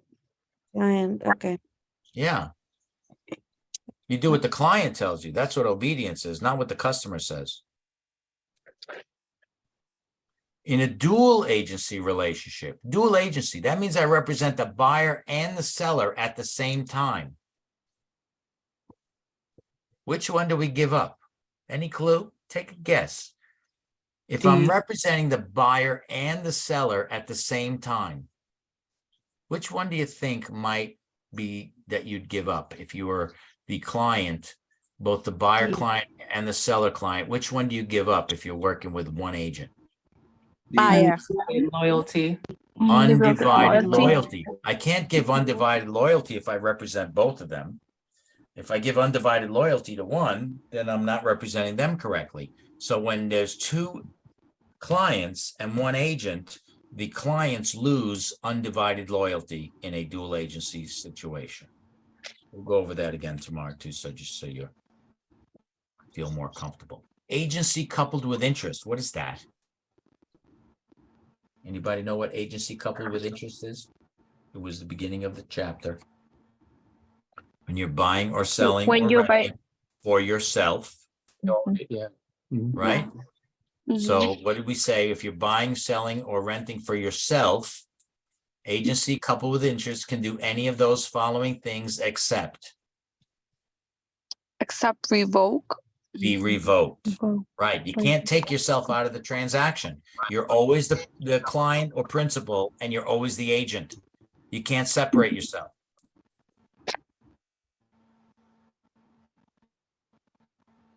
You know what that means? When I'm pressing a button, nothing happens. That means we're done. Wait, can I ask you a question? Okay. Or for tomorrow? Okay, here's what I need you to do. Everybody that's here, 17 people, before you leave, go in the chat box and type your name. That's how we prove that you were here tonight. And for Lee, Victoria, Alexa, Dominic, and Jessica, that I can't see, and Christopher, I know you're there. I'm hoping that you're there. Please type your name. The minute I log off, you won't be able to get back in. Have a nice I'm night. here. All right, have a great night. Sign out. We'll see you hopefully live. I will let you know they'll let me know probably by midday if we're doing this again. I hate to have to do it again like this, but we'll see. Have a good Thank one. you. Have a good night. Thank you. Hey, Bye. Good Any night. questions before we go home? I do. I have a question. Yes. For Chris, question number 5. Can you explain that to me, please? What was question 5? The principal, the agent. Let me And go the- find it. 5. 5 was, how long must an agent keep confidential information? No, it was the one with the principal, because you were like the principal. It was about it was before that. Was it 5 or was it 4? Let me go back in. One with the principal, there's numbers. That was 1. Can you see it? Oh, no, I can see it. Okay, What type of is it? that was 1, Especially, 2, yeah, no, 3. Another word for principal? no, not that one. Interchangeable, client and principal. We got this one, right? That Mark one. is a Can you listing. number 4? Yes. This one? Yes. Okay. Remember, Ann is the broker. Mm-hmm. Every single transaction belongs to Ann. Every deal. Ann could Yes. have 100 agents. Every single client that those agents are working with are not their clients, they're Ann's clients. Okay. Every single person in the office. I have 91 agents. Every single person is working with a buyer or a seller. They're all mine. Yeah. Okay. So if Ann is the broker and Mark took a listing, he didn't take it for himself. He took it for Ann. Oh wait, so Ann is the seller because she's Ann the is the seller. broker representing the seller. Mark took the listing on behalf of Ann. If you work in my office and you take a listing and somebody says, I want to sell their house, you went and signed the listing and came back and go, Joe, I got a listing. Yeah, Is your technically, listing. but really, I got a listing. Mm-hmm. Does that Okay. make sense? I got the Yes. listing. Ann got the listing. Mark took a listing agreement from the seller. That's Ann's listing. So that means Ann is the seller's agent. She represents the seller. Okay. So like by law, she will be the seller's agent. That's She's the seller's agent. Yeah. Because the law said, we saw that last night, that only a broker can conduct business with the public. and the So seller's all the okay. deals belong to Ann in her office. Okay. I currently in my office have, I don't know, a dozen or 2 listings currently.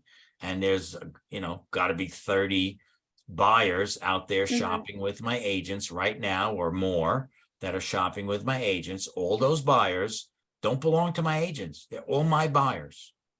Every Okay. listing in my office is my listing. So if you're in my office and you took a listing, you just got me a new listing Because you're the because I'm you the will be broker. the yeah. And it's my relationship with the seller and it's my relationship with the buyer, not yours. Okay. I got that. Got But that? I got that. Yeah, I got that one. But it was just maybe when I see it tomorrow. It's about like the client, the customer, the principal. It's a question. I'll probably figure it out tomorrow. The and I'll be one like, that I had the question, it was number 5. it was that number one, 5? right? Yeah, it was Yeah. number 5. All right. It I'll go wasn't back. number 4, it was number I 5. got time, so I'll do it again. Okay, There's no number problem 5. with me. Let's go to 5.